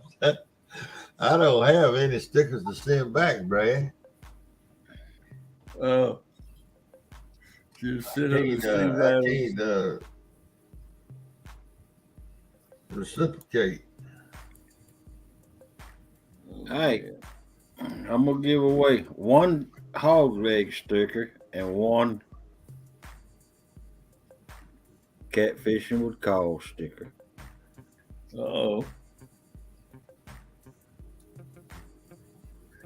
Yeah, hog leg. You realize, with your emblem on your night show, I've noticed it several nights because University of Arkansas is the hogs. I've already covered that, Jim.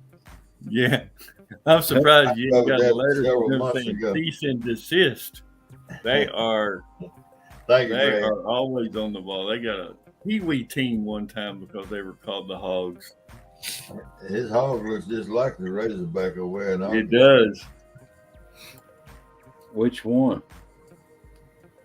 That red one you had on the other night. Red one. Man, you put that thing on a bumper stick and ride through Arkansas, you'd probably be governor by the time you got out the north end of the state. All right, I'm going to change it. I'm going all the way out. Bringing it all the way back up. What we going to have to do now? Don't make us type hog leg on this little telephone. Hashtag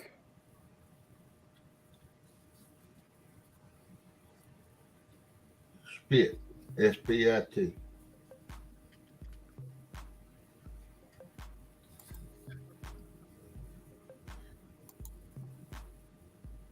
It can't be that hard, hog leg. I think you already go A, B, C, D, E, F, G, H, I, J, K, L, M, N, O, P. Boar's nest. Hashtag hog. Hashtag Hashtag hog. Pig suey. Hashtag hog. Hog. Is that H-O-G or H-A-W-G? Just the way it's spelled on the screen. We ain't got up there yet. Ain't put nothing up there yet. It's H-O-G in case you don't know how to spell it. Y'all can't see it? Nope. It says it's sharing. Yeah, but it hasn't. It's Oh. Yeah. There you go. Start collecting them now.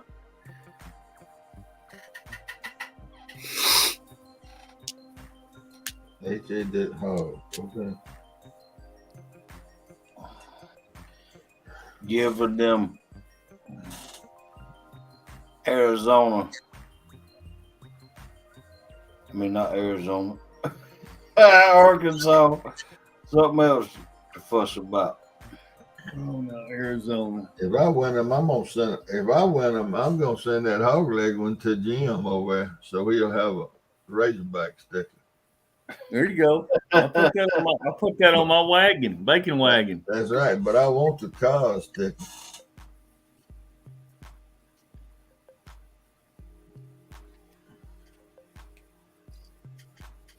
Yeah, I have hog leg stickers. I ain't bought any stickers. I don't know. I guess I didn't have back in the CB radio days. I didn't have all that stuff either. I should have. I guess I would get some stickers. What was your handle back in the CB days, there, Steve?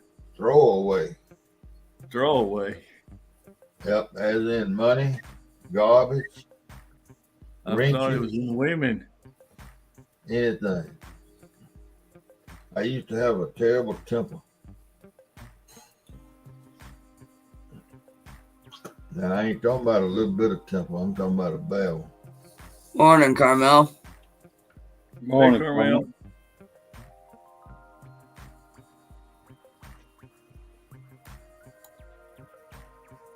That's probably the reason I don't like all this, getting in all this competition stuff. Because Melissa, if you win, that just saves hog leg the shipping cost.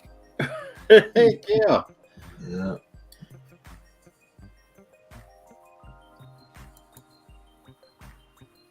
Hey, Carmel. And Catfish Week. Well, heck, Catfish Week.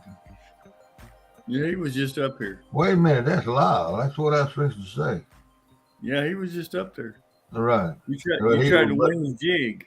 But he was up here at Panfish Nation. Yep. He's incognito. He's entered twice. He's entered Panfish Nation Ain't he something? And Kidfish Weekly. He wants that hog sticker. Well, all right. Is everybody entered? Just going on wants to enter? Actually, I still need to get a hold of Lyle too about getting his stickers. I forgot to do that last week. All right, we're fixing to enter in 5, 4, 3, 2, 1, draw. How many you giving away, hog leg? My name went by fast. One of each. Oh, Alicia Barnett. How about that? She gonna send them to Dan.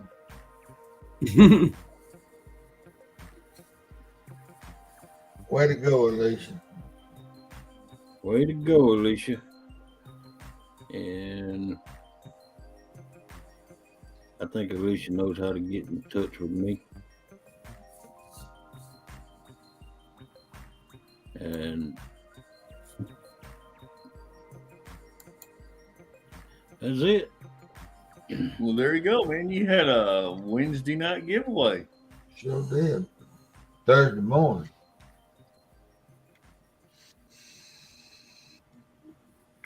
Yep, we gave some jigs away and some bacon stickers or scratch and sniff bacon stickers and I need to come up with my sticker with the bacon on it. You're kind of like one of those scratch and sniff ones. Somebody called it. You get hungry. When you're out there at the lake, you get hungry, just reach over and kind of like scratch it. Look at yonder. Or you Look take at it and yonder. rub it on your Somebody called it. They put in chat. She's just going to give them to Dan. She just said, "Thank you all, but can you send them to Daniel?" I can't send them to Daniel. If he sends me, or if he or you send me Daniel's information, They're gonna get mail. They're gonna get mail service in Oklahoma in the next week or two. So you can send them on over there.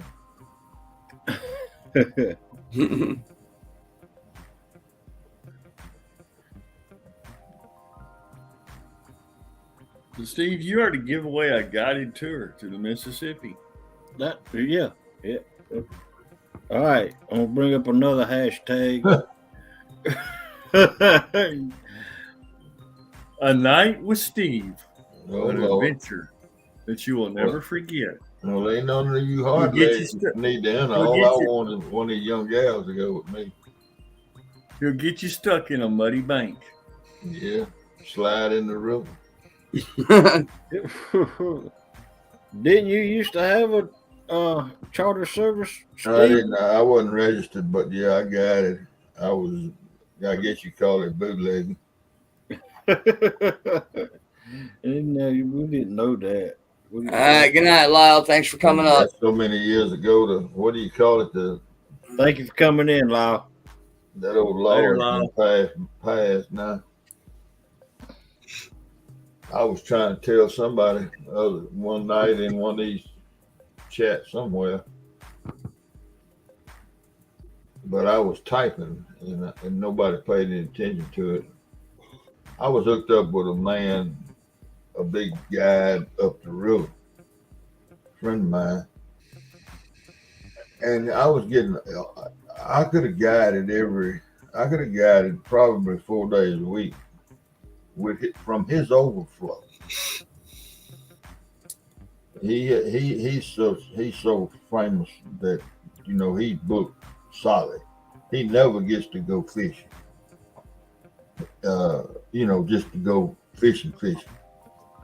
He got clients every day of the year, and he approached me about taking some of his overflow and see if I wanted to do it, and I did. I took out, I don't know, 5, 6, 7 groups, 2 at a time. I couldn't carry but 2. I didn't like it. I really, the first day it was fun, but then after that, it wasn't fun anymore. I didn't like it. I get along with people. I talk. I don't have any trouble meeting folks, but it wasn't fun. Because I was out there, but I wasn't fishing. I was just out there sitting in the boat, and throwing the anchor and this and that. Yeah. So that was too much work for you, huh, Steve? No, it wasn't work. I told you about getting that guy that had to look at you when he talked, and like the lost one of my damn poles. Yeah. And missed a big fish. Wow. He couldn't even get the fish couldn't get the pole out of the rod holder, and that aluminum was cracking back there on that back deck. It was, you could hear that where that rod hole was bending that aluminum, that plate that the deck's on. Right. That was a good one. So when you were guiding, Steve, did you serve lunch on your boat? No, they had to furnish everything, their own drinks and everything. Susquehanna's got a question for Steve. Said, is fishing better today or was it better years ago? Stan, I've told this before. When I was coming along in the 60s, when I first started fishing on the Mississippi in the 60s, 63, 64, the first big flathead I caught. I carried it to town and had it weighed and had people on the street looking at it. Never had seen a flathead that big. Or, well, the people that was looking at the old heads had seen giant flatheads. Carried it in the store there, and they weighed it on the meat scales back there in the damn grocery store. And that flathead weighed 5 pounds. And that was in 1969. That was in August of 1969. And that was the biggest fish that I had ever caught on that river of any sort, other than a buffalo. There wasn't no fish and wasn't any fish. We were on that keel line out of Memphis in St. Louis. That keel line where they were depositing the runoff from Chlordane in the river. And it wasn't no big catfish down here. Now, prior to that, in the 30s and 40s, before chemicals came out, they called monster fish, but I wasn't around in those days. So the fishing gets better every year now. Since the Clean Air, Clean Water Act that they passed, the federal government passed, and made them clean up the discharge into the Mississippi River, and the Ohio River, and the Tennessee River, and the Cumberland River, and the Arkansas River, and the White River. See, those factories used to just and look, we're in a farming country down here. Everything here is farming. All Arkansas, up and down the Mississippi, is all farming. And the chemical companies that were manufacturing these chemicals, the discharge pipes was running right in the Mississippi River. Right.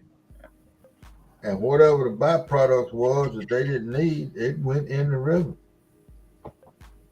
And it killed the fish.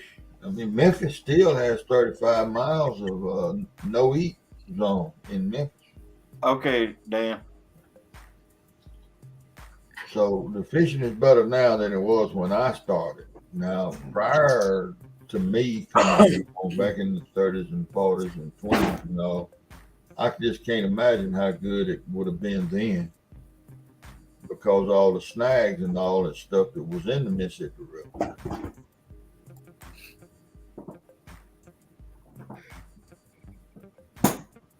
What did you do for close to 60 years, Rez? What did he say now? Oh, for sure they are, Stan. No doubt they are on the Mississippi River. Dan, if you're involved in that, stay safe, brother. Said tornado sirens going off in Oklahoma City. Friend just texted. There you go. Going off because there's our. I've got to get Dan to do me a big favor. It's going to cost him, but he's going to have to do it for me. It did something for close to 60 years. What was that? I wonder. Rez said it. What was that he talking about? Do you know, Paul Rez? Oh, Hunting Fishing Guide. Oh, I got you in Canada. I got you.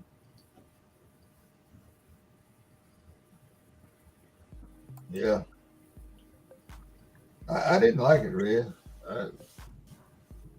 I gave it what I thought was a good shot to see if I liked it. I don't know. Hey, Frogster, if you're still on there, yeah, I'll do that. I'll get them in the mail to you.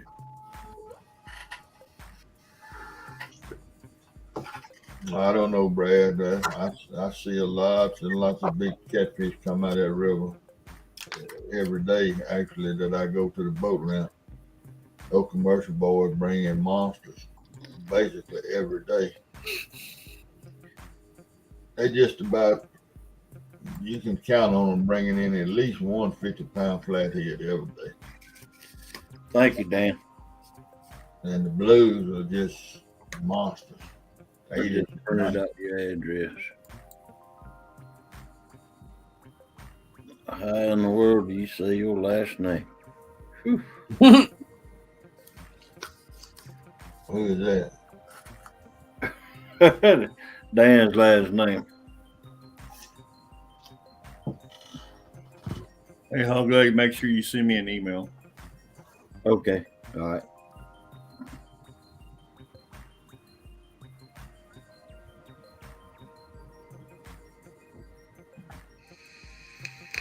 No problem, Frogster. Dan, I need to ask you a big favor, buddy. Has Melissa got your email, Jim? No, I don't believe so. But it's just bluelineadventure@gmail.com. Okay.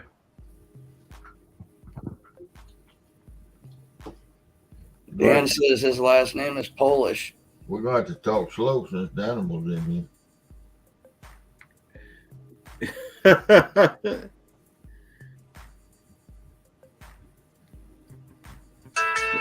Well, what do you want Dan to do for you? I'm waiting to see if he's going to say he'll do it.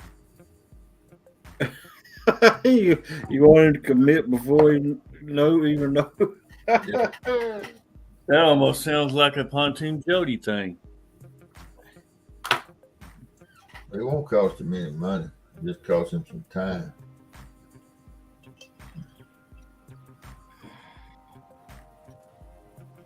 Yeah, common in Oklahoma, I guess. Yeah. That's the reason they start with a capital O. That O is for the circulation of them tornadoes that come through there. All right, yeah. Dan, I told you about my friend that lives in, it's either Shawnee or Pawnee. And CP and I cannot find him. The phone numbers are not any good. He retired from the FBI in November. And he disappeared. We can't find him.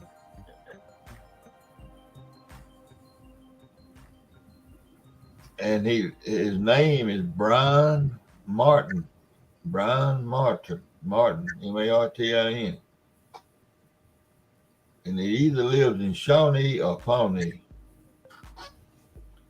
And neither one of us can remember what town he lived in.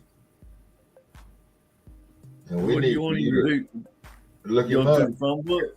I want him to look him up.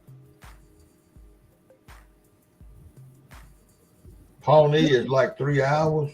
Okay, so it's Shawnee. It's Shawnee. Yep, it's Shawnee because he's right by Oklahoma City. He was a beat cop in Oklahoma City when they blew the federal building up. He was blocks away and it blew him down on the ground. He was a beat cop. He was walking the streets, but then he went on through and became FBI. And he just disappeared. We can't catch it. We can't find him.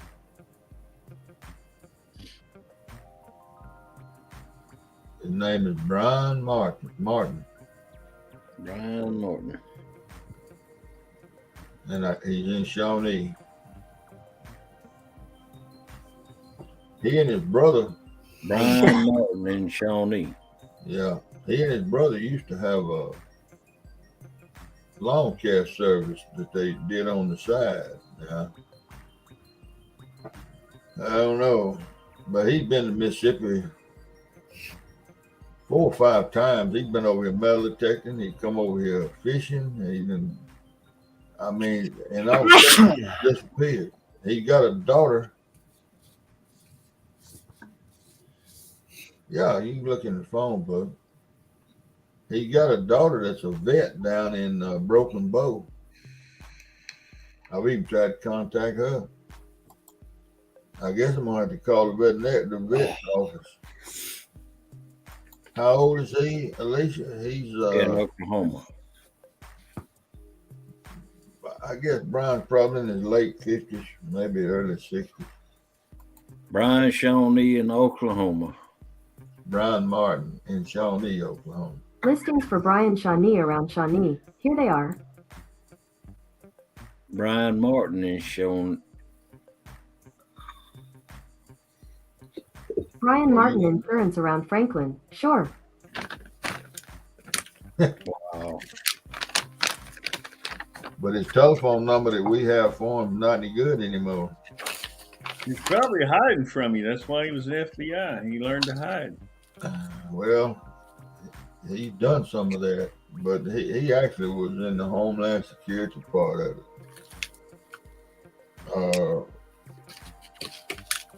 Or he's like 90% of America done away with their landline and just got a cell phone.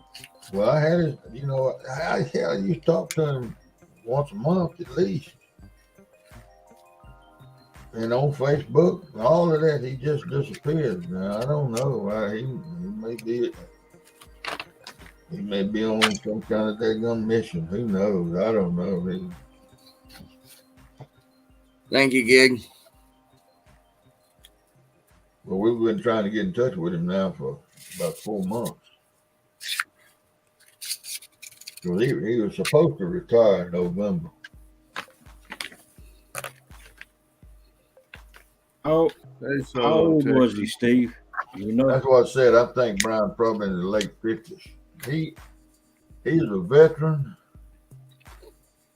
Morning, Ricky. He got those hours, that G rating from being a veteran. Then he went into the police work. Dan, it's been probably 8 months. I probably talked to him back in probably back in July probably. And he's gonna retire in November, and that's gonna free him up. was his name Larry? Steve, Brian. If you send me that phone number, I can probably help you out. If you know his wife or daughter or someone's name, I can help with that info. Well, I ought to know his wife's name because I talked to him on telephone and heard him talk to her a bunch. But now he's got a daughter named Dani, D-A-N-I, that is a veterinarian in Broken Bow, Oklahoma. That's down southeast corner. Yep. Was he a senior machinist? No, strictly police work. You send me that phone number. Brian Martin. See, Alicia, that phone number's not any good. I done called it 20 times.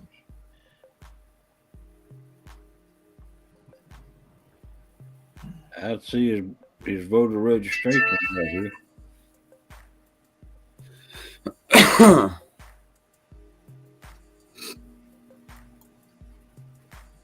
Well, Alicia's found the daughter.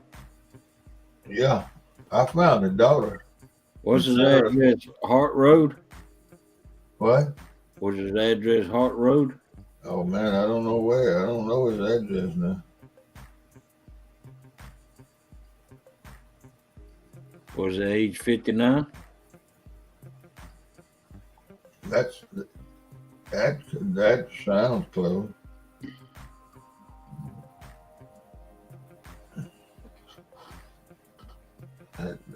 He's quite a bit younger than me, but yeah, I'm gonna have to call it. I don't have her number. I've got the number to the veterinarian service where she works. Was his relatives Diane, Brianna, Brittany, Dana, John? He didn't have any sons. I looked at all that, and I couldn't find him now. Oh,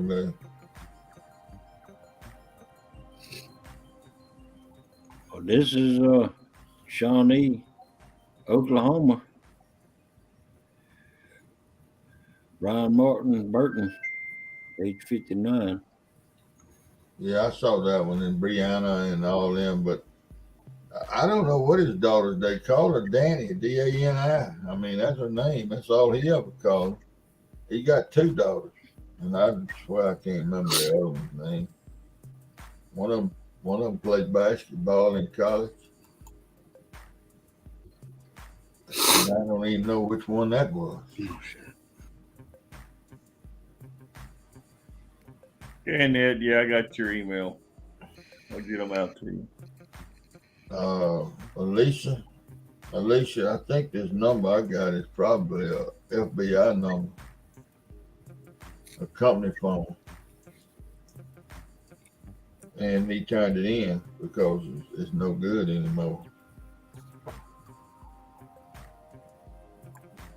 So, Well, he might have went under the radar. He went into witness protection. Yeah, that's what I was looking for, witness protection. well, it's strange that he retired, but I tell you, he did a lot of strange stuff. He, you know what? I probably a lot of things that happened on the news and all that. I knew about it 5, 6, 4, 5 days before it ever came out in the public. If I hadn't called him, he'd tell Thank you, Solo. He'd tell me, be paying attention to Helena, Arkansas, stuff like that. And sure enough, a week later, it'd be something come out. Or they had a big deal over here in Mississippi where they was stealing, hijacking trucks, hauling cigarettes. And there was a string of stores up the center of the state from the coast all the way to Tennessee that was selling bootleg cigarettes. He said, you need to be paying attention to the cigarette industry in Mississippi. And sure enough, about a week later, they busted all them stores. All in one day, the whole length of the state. They put about 200 folks in jail for selling them bootlegs, where they stealing them off in trucks, you know. But that was always kind of funny. Gigability. I don't know if I've ever asked you this, but what is the don't ask part? Don't ask what? Is that your profession? What you do? I don't remember if I asked you that or not. I know what you do.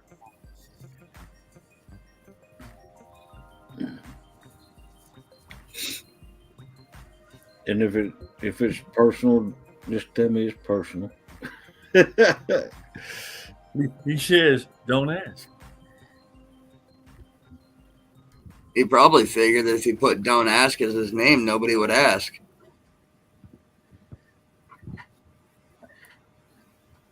Melissa told you what it is. I know what his occupation is, and his occupation. Well, you know what he says his occupation is, but maybe that's a front. No, because he showed me.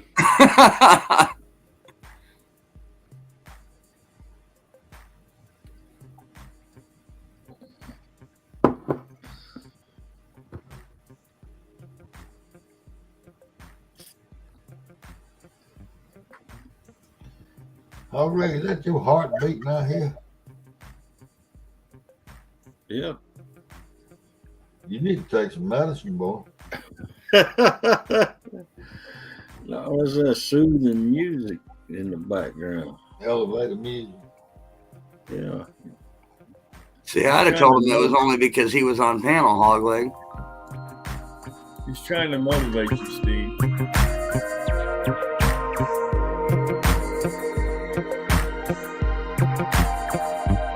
Our days will come. Lee Evans says he's a wannabe fisherman and he can't even pull that off.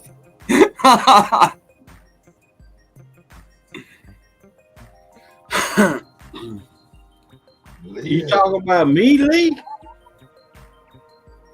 No, he's talking about himself. Oh. I don't want to be fisherman. I can't. Nah, Lee, I've seen you catch fish. I think.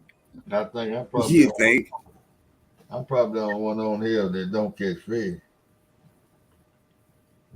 I couldn't agree with you more, Steve Adams. That's right. You go to the same dead spot every time. Yeah, gonna continue to go there too. That's pretty water. Yeah, it's pretty, but have you tried throwing? You might be throwing over the top of the fish, Steve. Have you ever thought about that? No, I know. I always throw 3 different distances. Right out there where I'm fishing, it's at least 3 big ledges. Gigability said he really don't know hog leg. His wife made that part up. Step down as you go out, and the furthest one I cast, I get over the furthest ledge. And the next one I throw out, I get over the next up ledge, which is about 10 yards wide. And then the last one, I'm out there in about 10 foot of water on the third ledge. I don't fish up there in the 5 foot water. Well, maybe you should try that next time you go. Just throw a pole up there in that 5 foot water. No, I could, I guess. They just hadn't moved in there. They're not in there. It's cold water. They out there in them deep, deep holes. How close are you to Danny Stone? About 400 miles. Oh, okay. Well, maybe they're catching them all before they get to you. Well, they ain't catching them damn channel cats.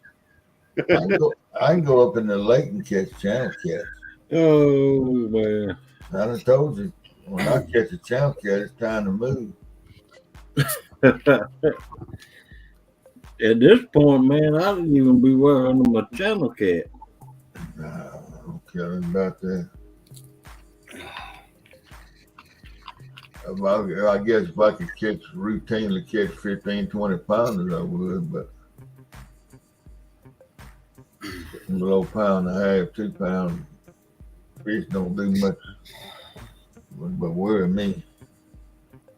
I can go up at them elevators and I can put my boat in and go to that elevator and fish with a zip code 33 and catch 50. Yeah. So they stacked in there like cordwood. Everybody that goes there, they set their limit on 50. And sometimes Steve, Alicia says, Steve, I found him on Facebook and you're friends with him. That's right. Hasn't been in. But it says he lives in Oklahoma City. That's right. Shawnee is a suburb of Oklahoma City. Yeah, that's right, Alicia. I've sent him messages. I done all that. And CP in Memphis is steady trying to get in touch with him. I've even sent messages to those people that posted on his Facebook page trying to find it. You might want to check the obituary, Steve. Yeah. Well, that's also true, but I would like to know that too. Hey, Andy. Morning, Andy. Welcome in, Andy. But I think Danny is going to be the key. I just have to call that veterinary service and try to get her on the phone or get her to return a call when she gets a chance. But see, I got 4 real close friends that live in Idabel, Oklahoma, which is right down the road from Broken Bow. I sent them text messages through Facebook to get their ass up there and find that girl in Broken Bow at the vet service and get her daddy's telephone number for me. And maybe he's just trying to hide from you, Steve. I don't know, and I ain't heard back from none of them. I grew up with all 4 of them. They were all from my hometown. Well, does it owe you money? No, he just was a good friend, and we metal detected together, and we fished together. And he, like I said, he used to come over here quite a bit.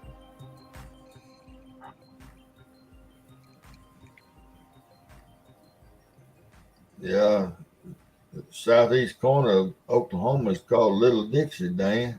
I don't know if you knew that or not. The world of Mississippi folks in the southeast corner of Oklahoma for about 4 generations. After the Civil War, thousands of them went to Texas, but also a bunch of them went and settled in the southeast corner of Oklahoma. That's why they called it Little Dixie. Yeah. There's so many left Mississippi and Alabama going to Texas. They whitewash a sign on a board out there in front of where the house been burnt out and all that, where the Yankees burned. And they put "Gone to Texas." And paint got so short and so many of them went that they just put GTT out there on the signs. And everybody knew what that meant.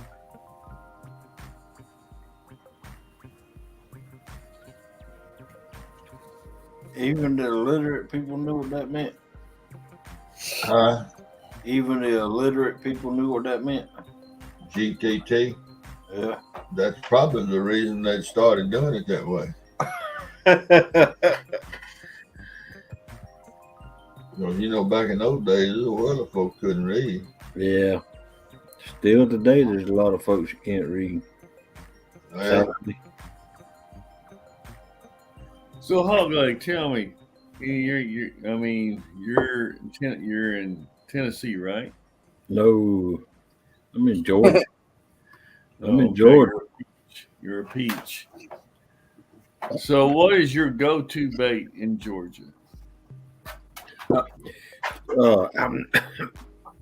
not a peach. I'm dadgum sure not a peach. It was just a question, Hogleg. You don't got to choke over it. I'm about to spit my coffee out. My go-to bait down here is bluegill and goldfish and shrimp.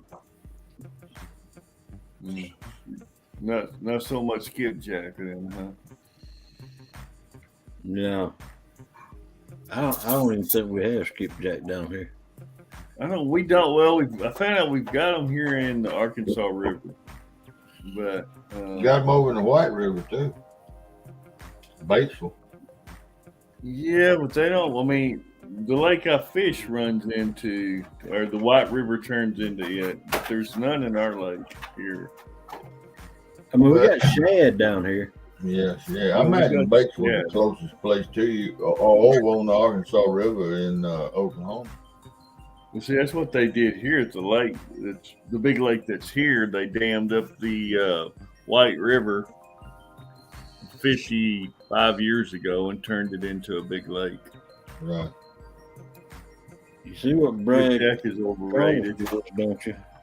No way, Brad. Yeah, Dan, you better get them in the freezer, man. They get pretty bad after a few days. Remember my bluegill. Oh, I've done that several times, man. You go out fishing and think, all right, I'm going to keep these. I'm going to go back out tomorrow or whatever. And then you end up not going and you forget that they're out there. Next time you go, it's a week or two later. And yeah, they're still sitting in the bucket, rotted and all nasty and smelly. that seems like that would be the best time to use them for bait. Not when they're all bone and muddy water. You're talking 2 weeks sitting on a front porch with you forget about the battery in your aerators, so they have no oxygen or anything else. I think I watched a video. I think it was Steve Douglas had a bunch of skipjack left over in an ice chest on his boat, and he forgot about it for about a week, and they had to haul that thing off. Yeah. It was oozing. Hell, I've thrown more than one cooler away. Brad, see, down here in Georgia, I have never heard of anybody using chicken for bait. But I did it Saturday or Friday, and I'm gonna try to use chicken.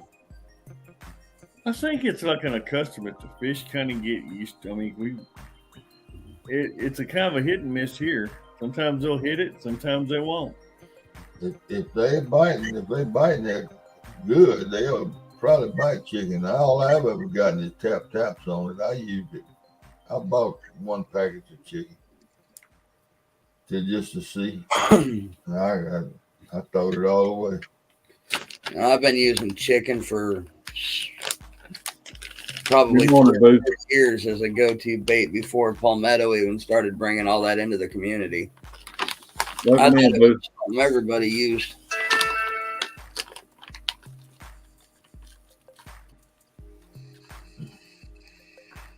Now, Palmetto did put the twist on it of using like Kool-Aid and Jello, and as far as I can see, but I've tried that, and I'm not impressed with the flavored stuff. Well, look, back in the days when I was jug fishing and we cleaned a lot of fish, I don't know how many times we found pork chop bone or T-bone in the guts on those fish. No, I know when I was a young kid, we used to go with my neighbor. Wait a minute. Now, what? Had some friends. What did you say just now, Steve? I said back when I was jug fishing, we kept a lot of fish and cleaned a lot of fish. Yeah, I don't know how many times. I mean, it was common that we would find pork chop bones or T-bones in the gut from the towboats. You know, they throw the garbage off the towboat. Oh, yeah. Yeah, my cousin used to use like round steak and stuff. But they eat that whole bone, and those bones, sometimes they would be, I don't know what you call it, so digested that you could barely make out it was a bone. You know, they digest them bones some sort of way.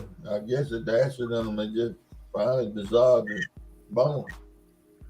But yeah, I know like I said, my friend, when I was a young kid, friends, they used to use Blaize, mix it up in 5-gallon buckets. And that used to be a real popular bait years back when I was a kid. You don't see many people do it. I'm fishing with that anymore.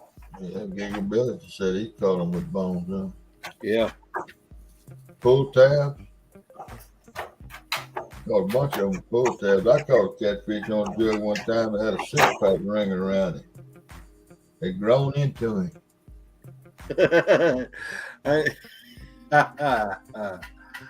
caught a catfish one time on the Flint River, and you don't know what I found on it.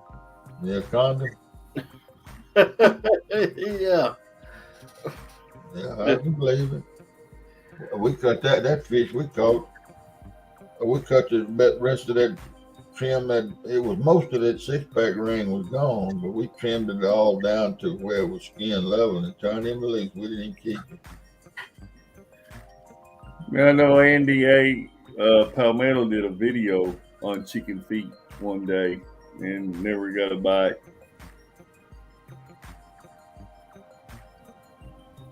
I don't know chicken foots. You'd have to ask Kenneth Powell about them chicken feet. He's the one that's expert on chicken feet. I sure hope Kenneth Powell was okay. He was in Lance's Yeah, live. I seen him in Lance. Well, I didn't see him, but when I came back, I saw him in there. He looked like he felt good. Yeah, he might have fell asleep. Probably. He was in the kitchen and actually had lights on. I didn't think the boy had electricity till tonight. Oh yeah. He's always in the dark, you know.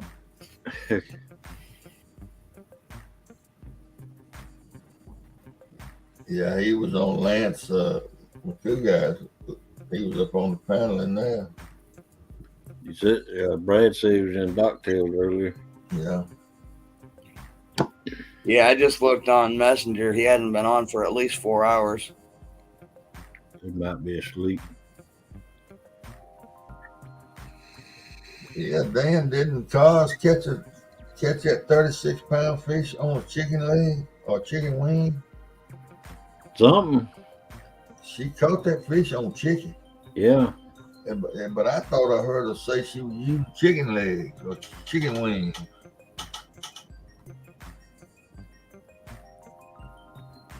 I may be wrong, but she caught it on chicken.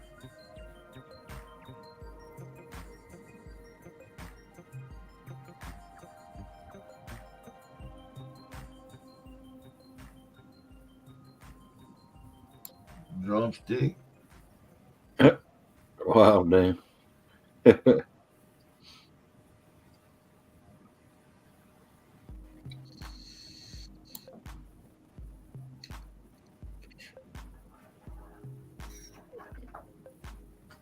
No, they eat those bones. It won't bother. They digest them. It sits in their gut and it dissolves. So, Yeah. Hogo, you going to CanCon? No. I'm going to make that trip up there to Big Mike's meetup. And that's going. And I don't know that I'll be able to do that because I ain't got the money yet. That's what you ought to do is swing through here and get that camp. Since you're going to Chattanooga. Yep. That wouldn't be that far out of your way if I met you in Columbus.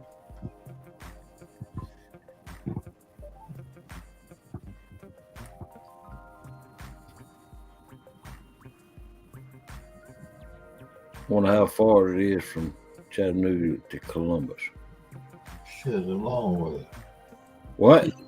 It's a long way. It's a long way from Chattanooga from anywhere in Mississippi. You just got out. You might as well be that far. I said it wouldn't be. I said it wouldn't be that far, but out of your way. It would be a long way out of my way. I'd go straight up 75 and get to Chattanooga. And 75 go through Atlanta? Yeah.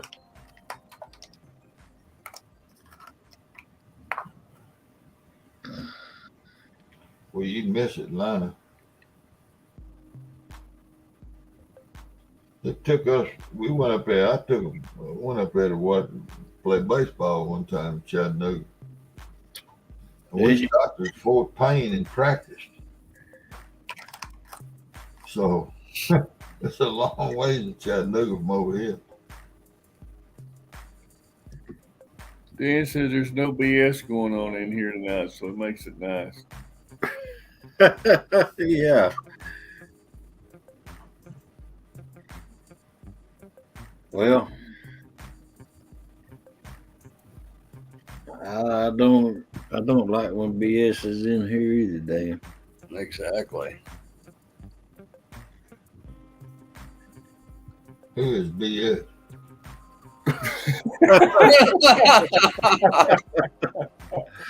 You never met him or her?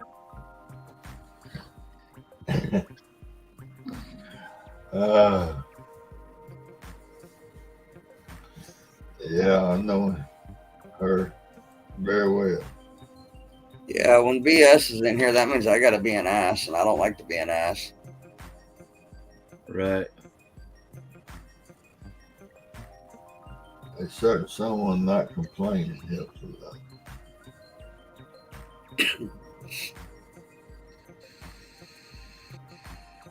I don't know who that would be.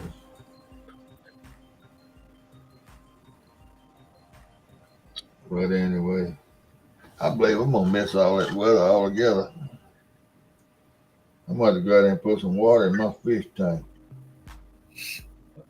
I was hoping it's gonna get a rain, fill it up.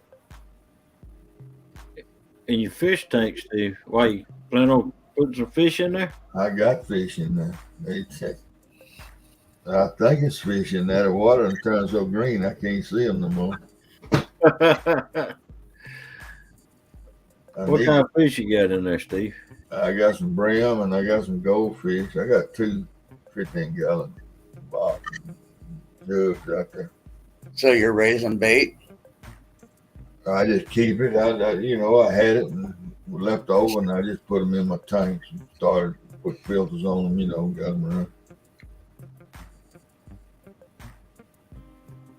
I forgot to feed. Them goldfish, they live off of just about anything.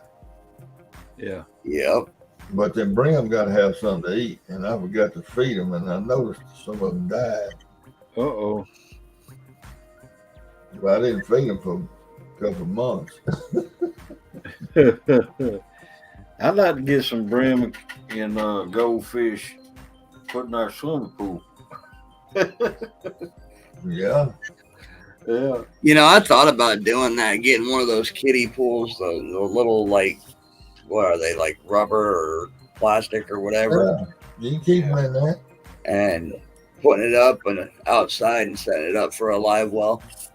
Right. It works good. You got to measure the formula for that stuff is 1 fish per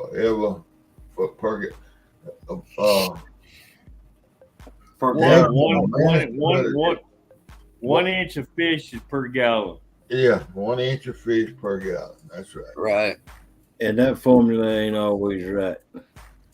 I've already got the aerator for it. I just need to get a filter and that's basically a formula for like tropical fish, saltwater fish, and then it all depends on your filtration system. That was my hobby for years, was saltwater tanks and freshwater tanks, and it all depends on your filtration system and how often you change your water.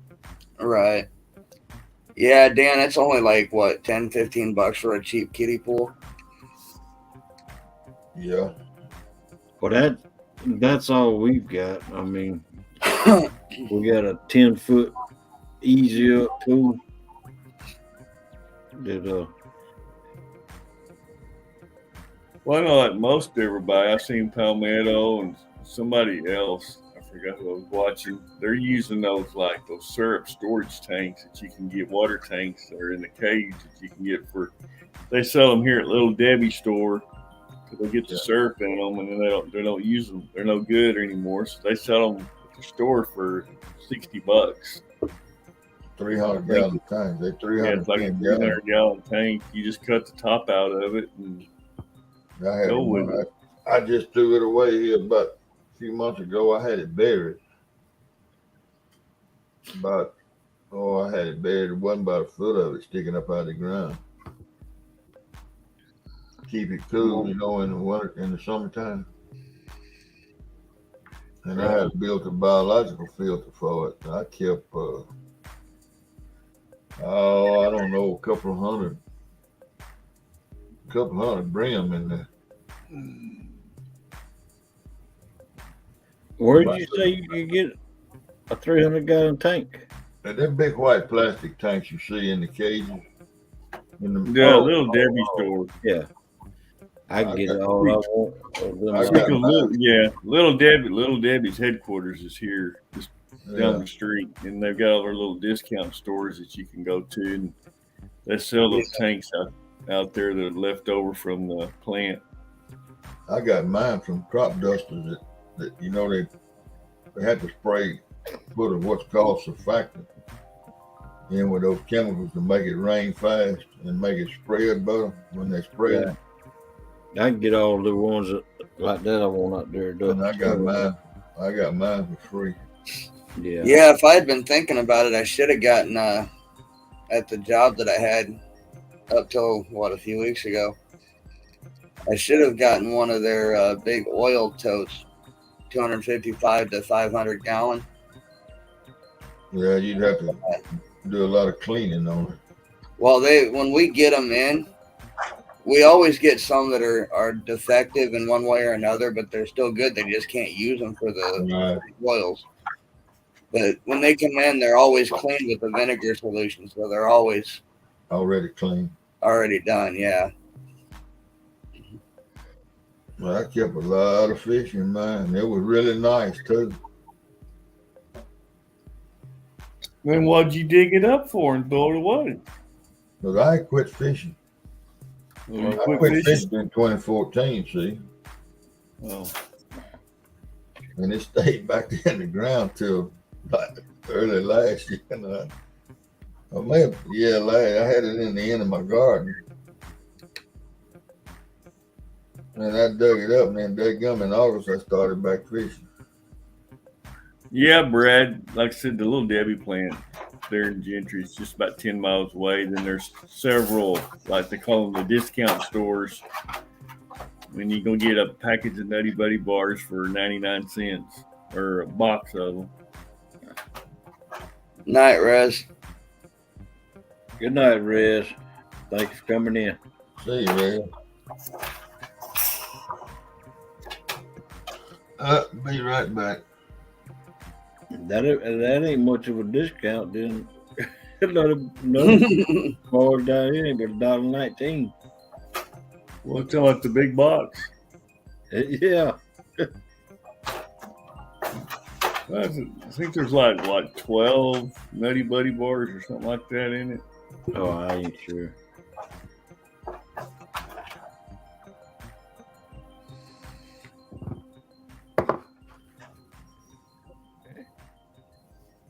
We don't have none of them stores down here. Wish we did though.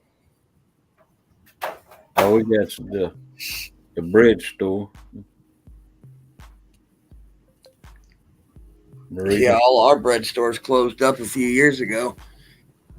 Once Walmart's came in, we got 2 of those in town, and they put a lot of places out of business, like that little mom and pop shops.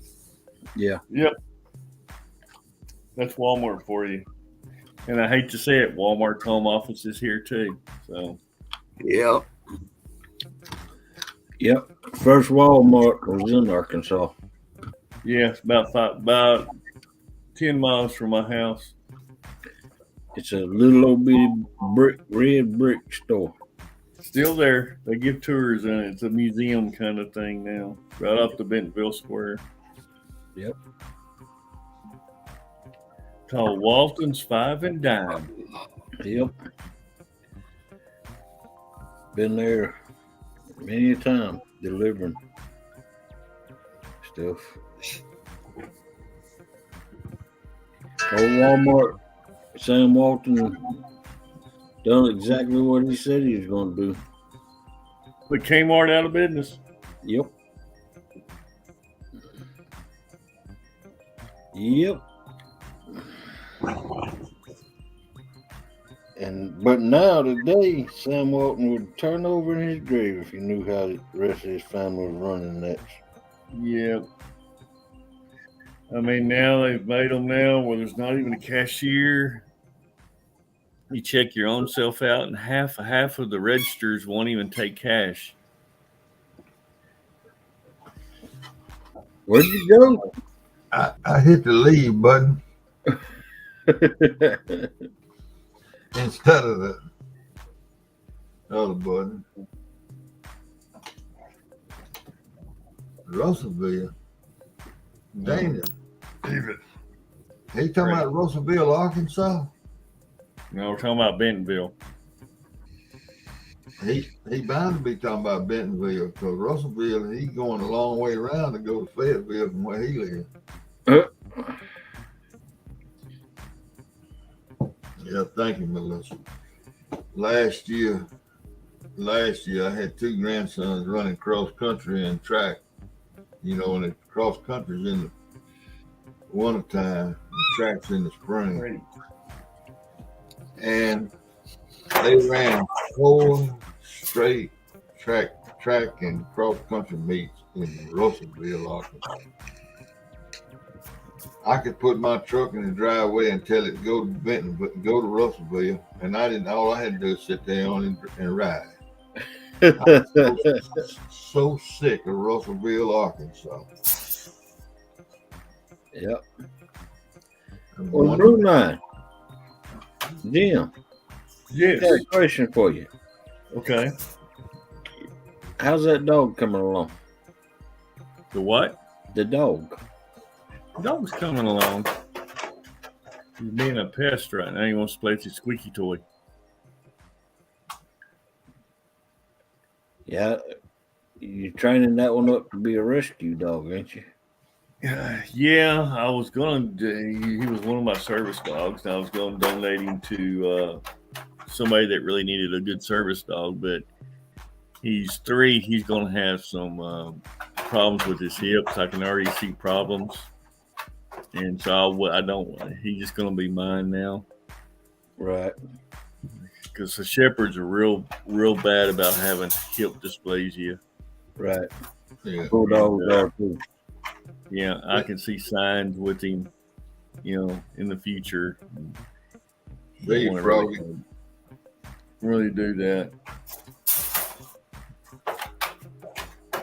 But yeah, I've had. That's what I was when I was an officer. I was canine officer, so I've had several shepherds, just narcotic dogs, and this dog here, I adopted him out of a shelter. Right. Police officer had a German Shepherd rescue shelter. Now he has got drive like crazy, but he's doing pretty good. All right. Just lay down, go sleep. He'll drive you crazy for that ball.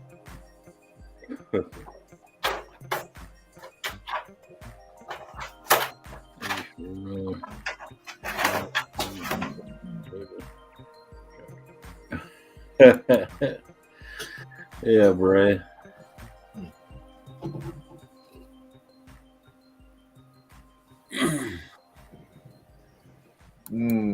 What are you doing, lucky boy?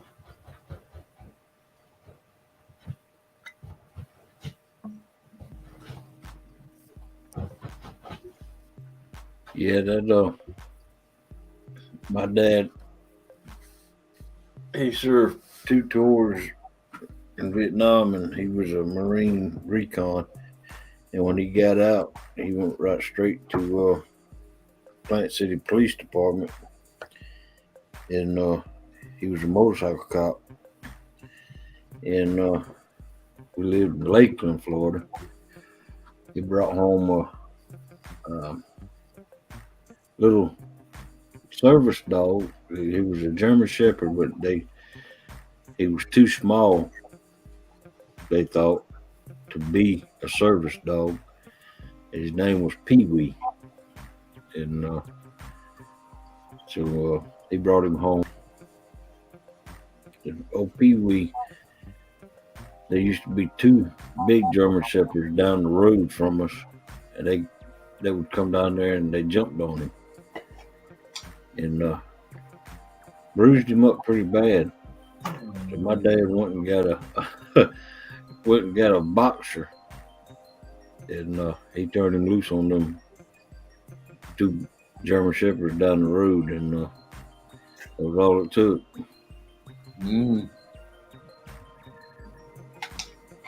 Yes, I've been a member. We got this group. It's nationwide.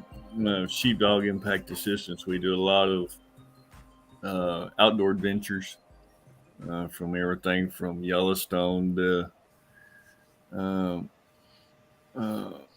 Yellowstone, Yosemite, skydiving, all kinds of. Then we also do disaster response, and so we'll respond to. We went to Louisiana both times. Every time the hurricane hit, so just kind of show up, cut the trees, and clear people's yards and whatever, where they can get back in their house. We've got a lot of service members, because it's all you're either in the military or you're law enforcement or firefighters. But we got a lot of service members that's injured, need service animals, stuff like that. Right.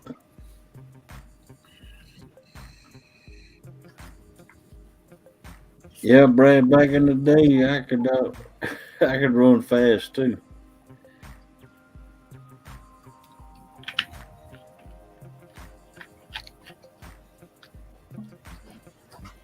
Back in the day, we could all just go back 30 years. Ow. be 20 again. I just wish I Steve could would be go back. 50. I just wish I could go back to 2008.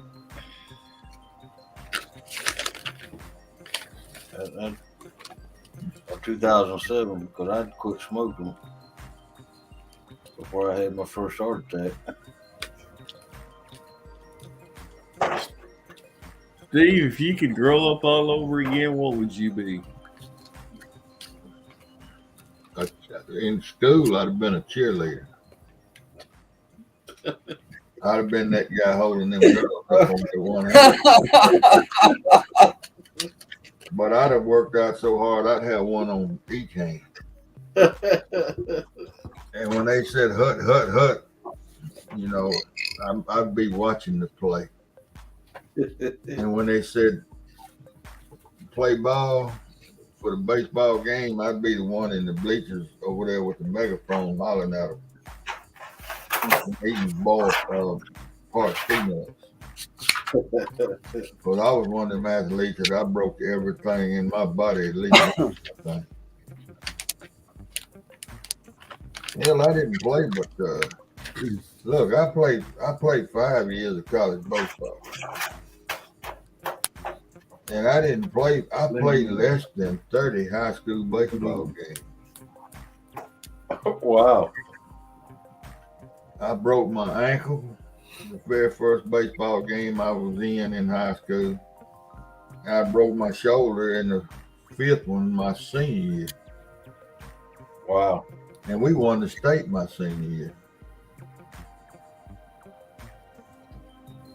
But that was back in the day when you didn't play but 15 or 20 ball games, and you didn't, if it rained out, it rained out. Morning, Steve Mosley. Good morning, Steve Mosley. Hey, Welcome Steve. in. But I had to have been Downtown Ernie Brown. Welcome in. Ernie. Morning, Ernie. I had to have been a pretty damn good baseball player to play 5 years of college ball and not play Yeah. but 30 high school games. Yeah, that's what I mean. I was. Well, the one thing I could do is hit. And you don't never forget how to hit. Morning, Mr. Tully. I broke Welcome my in, ankle. Mr. Tully. I broke my ankle playing football. And my best buddy kicked my face in. Kicked all them teeth out. I put all them teeth back in. Your best buddy. I was in a football game. I was tackling, freaking to tackle this guy, and he come running up there, gonna tackle me, kick me in the mouth. Yeah, my best friend. He's probably wanting to date. He was probably had an alternative idea. He wanted to date the girl that you were dating. And he knew she wouldn't date you with no teeth. It may have been. I don't know. But it split my tongue right down the middle. And I was the quarterback. They had to take me out. Because when I said calling the signals, when we had the ball, one thing I was blowing blood everywhere. And the center was getting sick of his thumb. His back looked like somebody just took a red paint and squirted it with it up his back. Yeah, I mean, it was awful. So but I couldn't call the signals because my tongue was flooded. So could you whistle? Hell no, I couldn't whistle. Or did you get your tongue sewed back up? I sure did after the game. I didn't come out of the game. I came out and they rinsed my mouth out with some water. I was out 2 plays and went right back. And then they put me at running back and put the second team quarterback in and took the running back out and put me at running back and put the second team quarterback in. There's people paying big money to have their tongue split now, don't you? Well, Billy Joe did mine for free. Yeah. Yeah, man. Oh, it was funny. It wasn't funny when it happened, but it was funny. Yeah, I can imagine. That team that year beat us 48-6. Ernie, it's gonna rain here all night tonight. Be 81 during the day. It's supposed to be storming. We're getting those storms coming this way from Oklahoma, and it's supposed to storm real bad around 7, and about 11 change into freezing rain and snow. According to me, you already getting a bunch of storms up there. I did get some. Yeah, it was raining earlier. And this next batch is gonna tear you up, buddy. You better get your snowshoes out. They're saying it's not going to really stick. It got 10 inches last week or a couple of weeks ago. But we still got snow in the parking lot. And it's been 70 degrees the last few days. Well, I believe it's going to go north to us. 10 inches of snow in Arkansas? Isn't that kind of unheard of? Yeah. It happens about once every 3 years. Wow. I mean, usually our snow, we get like 2 or 3 snows a year, and it may be 1 inch to 3 inches.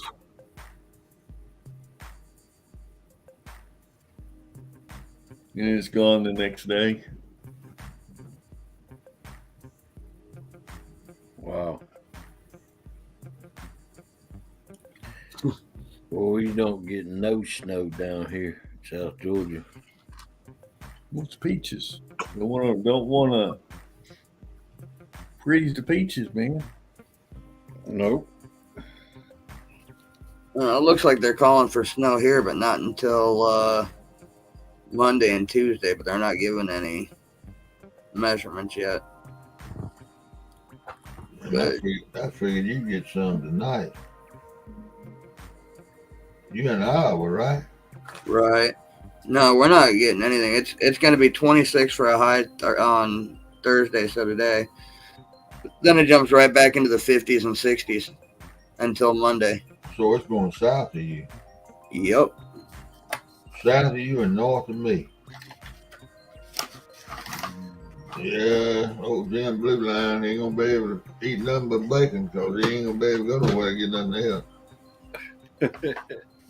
Well, see, right now it's 60 degrees, and by 10:30 in the morning, it's supposed to be 34. Well, And by noon, 28 by 1 o'clock tomorrow. Well, if it gets there when it's 28, They're saying snow flurries. Well, look on back west, Jim. Probably by 6 o'clock, it's going to be down to 24.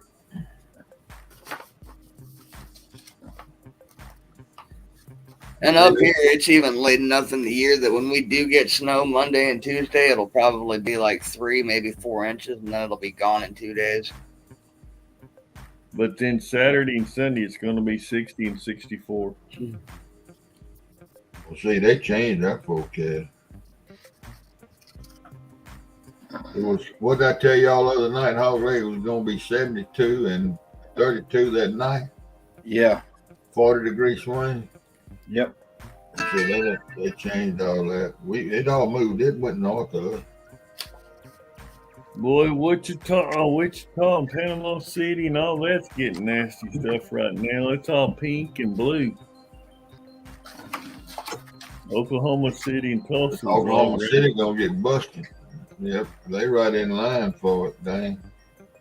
Yeah, it's coming right towards us. Looks like it's going to be here in about 3 hours.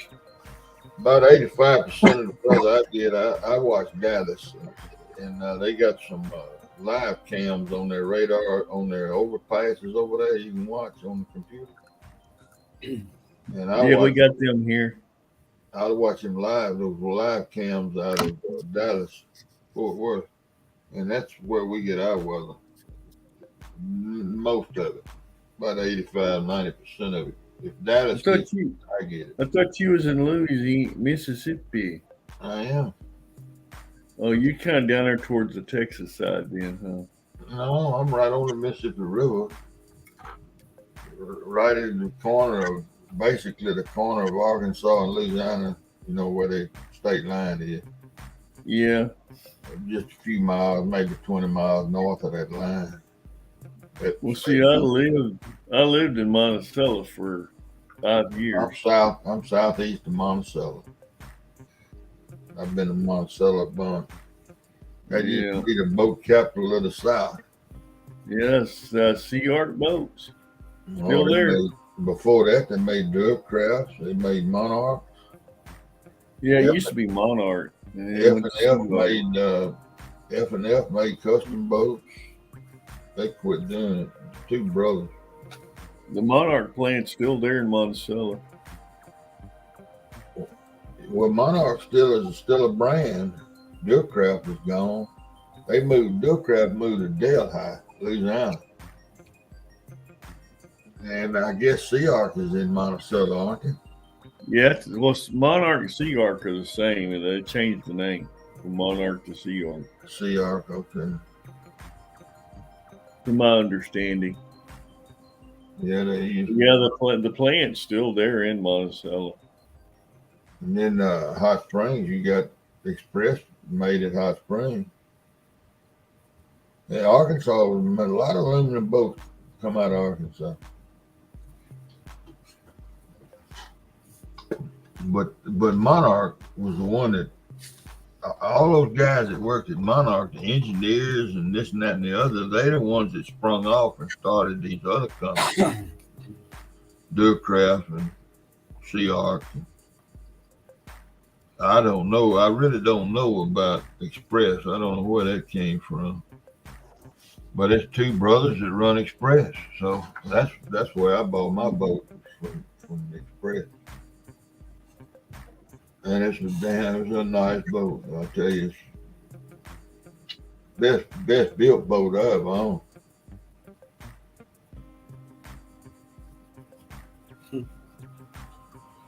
It's a shame too. I got it sitting out here under the carport. What kind of boat you got, Steve? 18-foot Express with a 90-horse Yamaha. You ride like a Cadillac. You need to donate that to me. And, you know, I had got one thing written down and it ain't even in a will. It's just written down with my signature on it in the envelope over here in the safe. I'm giving it to my youngest grandson. He's the only one out of the whole bunch that likes to fish. There you go. And he's gonna get it. He's a 9th grader this year. Probably give it to him when he's a senior, if not sooner. You know, you've been checking those ads. Y'all seen them? You know, it says a man looking for a good woman. Send picture of boat. Yeah. Yeah. Good women. Show me that picture again, Howard. Wake me up. Oh man. See if she got a belly button. Ugly, you should just crop yourself out of that picture and email it to Steve. Yeah. Or just put Steve's picture. Actually, Photoshop Steve's face on there. There you go. Put Steve's face up on your body. Yeah. I wish he'd tilt that cap back a little bit. How great did she smell good? You know, I can't remember. She didn't smell like no damn cigar, did she? No. Okay. You done with it now, Steve? Oh, yeah.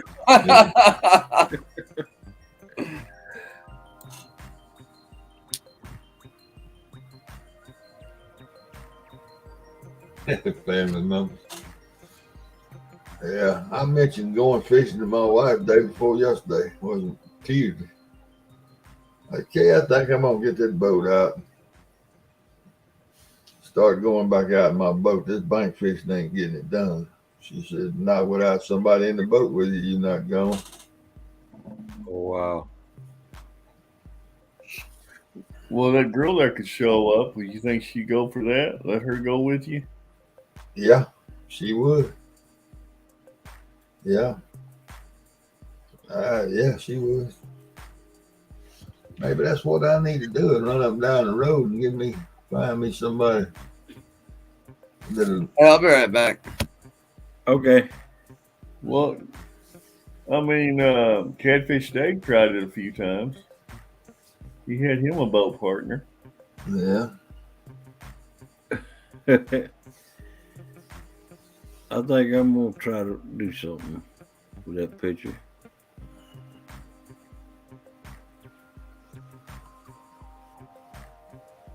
There used to be a fella here that I ended up teaching his son. In fact, his son ended up working for me on a research farm. But he had a good-looking wife, no doubt. And she liked to sunbathe. I just saw this in the chat, lay out in the sun. And he jug fished. He loved to jug fish. And he'd go out there on that river jug fish. And he had a big deck on the front of his boat, and she'd lay out there and sunbathe the whole time. He was jug fishing. He was doing everything, baiting and picking up and everything. And we'd throw our jugs out, and we'd always be right there with him jug fishing. Every time we go, it might be 3 boats of us going up that river, and he's already out there, and look over there, and there they were, and there she was, and we run over there and throw our jugs out. Oh, wow. Yeah, man. We used to wear that guy to death. He told one of them one day, I didn't know him that well, but he told one of them guys in the group was his friend of his. He said, I know what you SOBs are doing. Well, I mean, you know.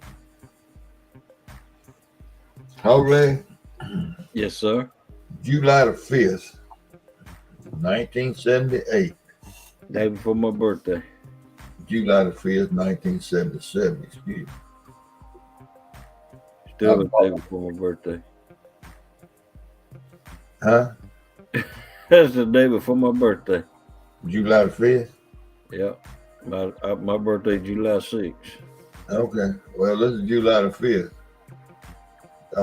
July the 3rd, I went to Greenville and bought a boat. I had been without a boat, and a couple of my buddies was down there camping and fishing, the whole family. And I went out with them on the 3rd. And I said, hell, I'm going to go get me a boat. Welcome in, Carpenter. So I went that afternoon, went to Greenville. And they got that boat finished for me at about 8 o'clock at night. And I bought the boat and a motor, and then they had to put it together with a console and steering wheel and all. They had to work overtime. And I bought me a boat.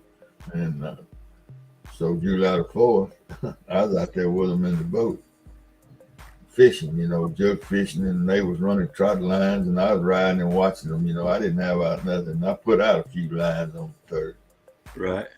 I mean, on the 4th. So I'd have something to do on the 5th.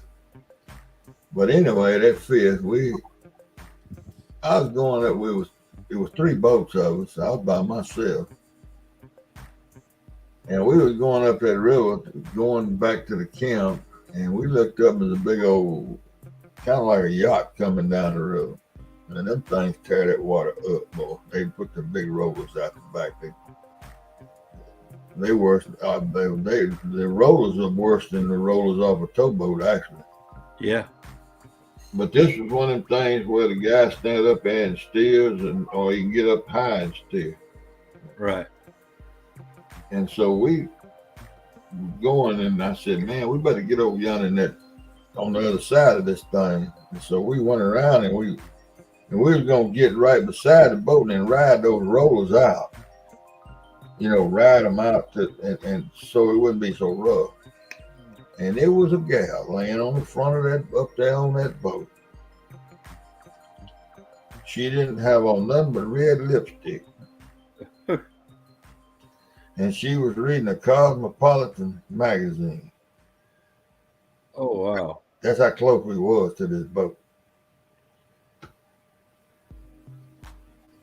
And I listened to that. I ain't never seen nothing like that before. I've seen them gals pull their bikinis off. I've seen all that out there, but this gal didn't have on nothing. Wow. But red lipstick and long black hair, and she was tan as, you just couldn't get no more tanner than she was. And I swear, we all three like to sunk our damn boat. Because you got to be paying attention when you riding them rollers. You can't just be, you got to be looking at them rollers, or either you roll up, get on the backside. Yeah. Man, we like to sunk all three of them boats looking at that gal. Elizabeth, you and Alicia have the same birth date. They do. Yep, July 11th. They do.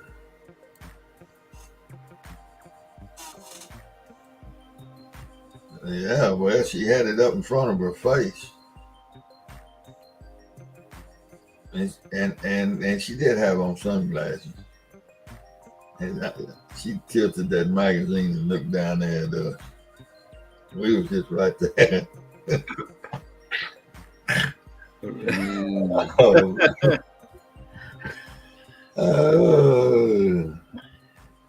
Well, guys, I'm gonna get out of here. Holdwag, I appreciate you letting me come up, hang out. I appreciate you coming up. All right, Jim. You got to work tomorrow, man? No, I'm off the next few days, but I got my first day off, and so I got a lot of stuff to get done. Trying to learn how to use this new editing software and learn some more tricks, and it's like going to school again. Yep. All right, man. We'll see you later, bud. Y'all have a good one. You later, Jim. You dodge your storms now. Yeah, no, that's another reason why I'm trying to get to bed before they get here. Yeah. All right, well, have a good one. Night, Chad. Good night. Thank you for coming up here. You betcha. Well, I got to stick to my guns, and we're going to shut it down in another 5 minutes. Because that's my new time. Okay. Oh, yeah, it's 5 o'clock your time. I got you. Right. 2 to 5. All right. Well, I'll see y'all later. Appreciate it, Hog Leg. See you, Mike. All right. Later, Steve. Coming up, Steve. See everybody in the chat. See y'all later. All right. Thank you for coming up. All right, man. Bye. Bye.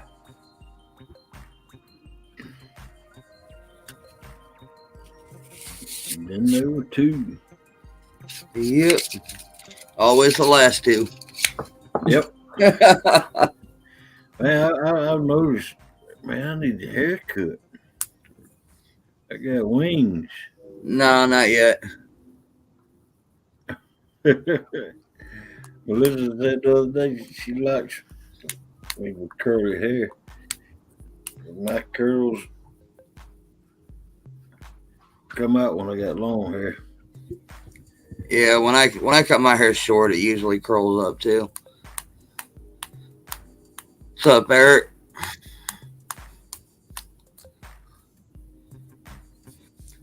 No, I had to go check my front porch. Sounded like somebody was messing around on it. The wind picked up and blew one of my windows in.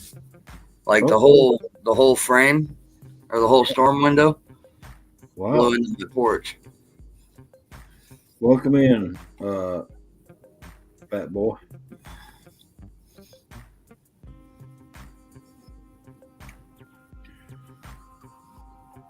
We getting ready to close the doors. got about 3 minutes, and we're gonna let everybody tell each other goodbye in the chat. Good night, whatever y'all do. Then we're gonna close the doors, and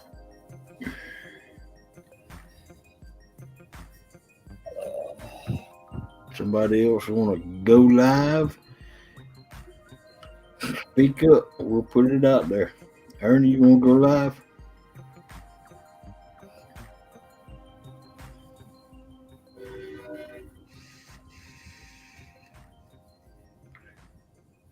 Brad, you want to go live?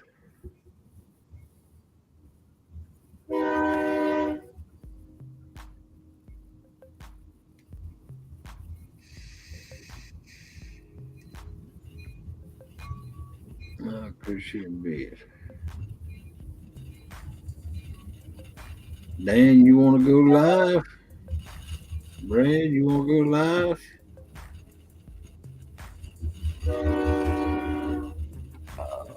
Carpin, what's up, Jeremy?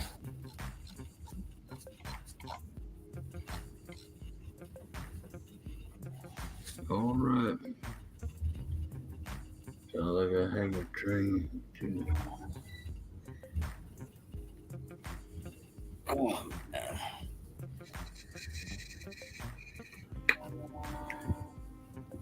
Yeah, I got to stick to my guns. Go from 2 to 5.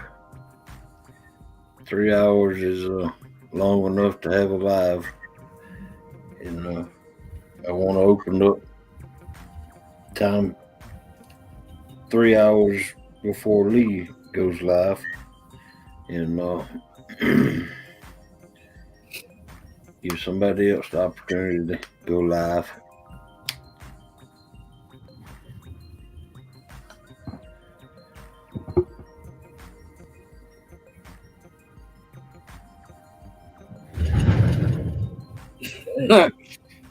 Bad boy says, Melissa, you gonna go live? All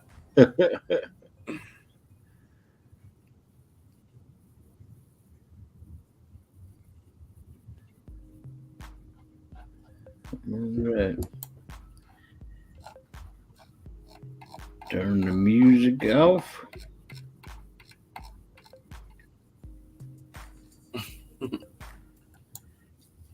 Let's go, y'all.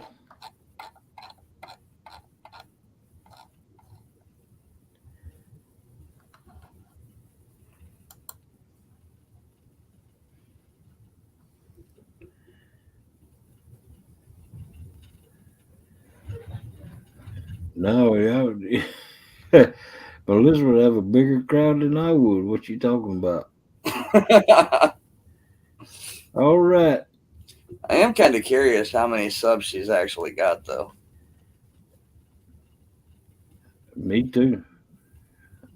Yeah, I guarantee you she got as many as I got or more. All right. Y'all take it easy.